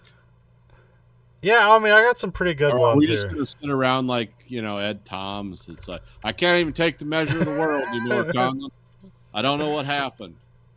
I mean, I I don't used to think. think appreciating modern films would come into my life, and I don't blame it. I mean, I don't. I mean, I don't. I think we can. It's almost like becoming like music, where it's like the good films are out there; they're just not being promoted. Which it's like we're still in the superhero era, which seems to have accumulated almost 3 decades. Because that's just where the money is, and now it seems to kind of be drying up. And so, but maybe we come back here. When Deadpool and Wolverine make like $2 billion, it's like either that's a swan song or it's another comeback. We'll see. So they're bringing Robert Downey Jr. back as a villain, so who knows? Yeah. I was actually reading the Wikipedia on Doctor Doom because I don't even know who Doctor Doom is, but everyone seems to be like oh yeah, Doctor Doom, because I never read any like Fantastic Four, so like I don't even know what his thing is, other than that he seems to like have a country to himself or something like that. But the thing I was reading about is there's actually like a lot of like crossover between Doctor Doom and Iron Man. Again, Okay. also he's in a metal suit and stuff like that. But there's some version of Doctor Doom who is trying to repent, and like Tony Stark died and he became the new Iron Man. Oh, okay. so so this actually isn't just some random casting. There might be something to this. So, Oh, well, yeah. I said I don't know anything about that. um, but yeah, we'll run it. Yeah, we got The Dark Knight. We got District 9, which will be important to our podcast because that was the first live podcast we ever did, or at least Okay. together. Because we started the podcast in 2009. Well, not this podcast, but our podcasts or whatever. So, Yeah, we've been doing some version of this nonsense for at least 10 years. yeah, since 2009. So, 15 years? Okay. Something like that, yeah. Yeah, I think I started in March 2009. So, yeah, it had been 15 years, 4 months ago or whatever. So, Yeah, that's right. Because, I was just talking to someone about that today because I had been driving forklifts for 15 years and then I stopped. I didn't kill anyone or get into an accident. I just stopped. Yeah, it's probably that does make sense because I was at that plant. Okay, yeah. So it's been 15 years. My God. time flies. Yeah. 3 podcasts and hundreds of episodes later. Yeah. A second version of this podcast. Or I guess this kind of morphed into the movies were our special edition, and then we tried to do something to try to attract a general audience that watched mass, the 1 hour dramas that millions of people watch, but nobody caught on, or we didn't impress enough or whatever. So It was hard to build up the verve for that. And plus, we were doing like 2 things there. We were doing like 6 hours a week of. Oh yeah, we had one. We were trying to stress test the podcast, and we did like 2 episodes of Verhoeven, and we did an episode of American Greed Factory, just to see if we could do it. Like, to see if we get to the point where it's like we could maybe film podcasts and get ahead of ourselves, so we could like leave ourselves open weeks or stuff like that, and then we just end up like actually, stop doing one podcast and then only have one. So. Yeah. But that was also like COVID time, so it's like we got some free time. Let's see what we can do. So Yeah, we could do crazy stuff when we were just home 7 days a week. I paid 9 weeks of. Well, I wasn't, but whatever. But I have nothing else. Yeah, I was one of the so. few weirdos that like, well, if you can't have a car full of people, or plant full of people building cars, just pay everyone not to work. It's like, okay, it's better than not working and not getting paid. Well, you can find us at verhoeveneffect.com. There we have listener support. You can support us at a monthly stipend of 99 cents, 49 or 9.99. Cancel anytime. You can rate our podcast on whatever platform of your choice. You can rate us however you want, but the algorithm only listens to the highest rating. Remember, you control the algorithm. The algorithm doesn't control you. So spike the algorithm with our name. So We'll just show up where we're not supposed to, and people accidentally click on us and never listen to us. um, And remember, Minority Report was 4 out of 5. for yes, I've actually updated our letterbox, so it's all our things have been updated. And with when we started the star rating, those have been updated as well. So, Okay. which I went through and I just like realized in our Minority Report episode, I started to talk about, hey, 1 out of 5 stars. What do we give this? And I went off into another direction, and we never gave it a rating. So 4 stars for Minority Report. You can find us at Twitter at Verhoeven Effect. You can find us on Blue Sky Social at Verhoeven Effect. You can find us on Facebook at Verhoeven Effect. And you can find us on YouTube at American Greed Factory. We watch both this and that show live and unedited. So for the Verhoeven Effect podcast, I'm Conlon. And I'm Nathan. Goodbye.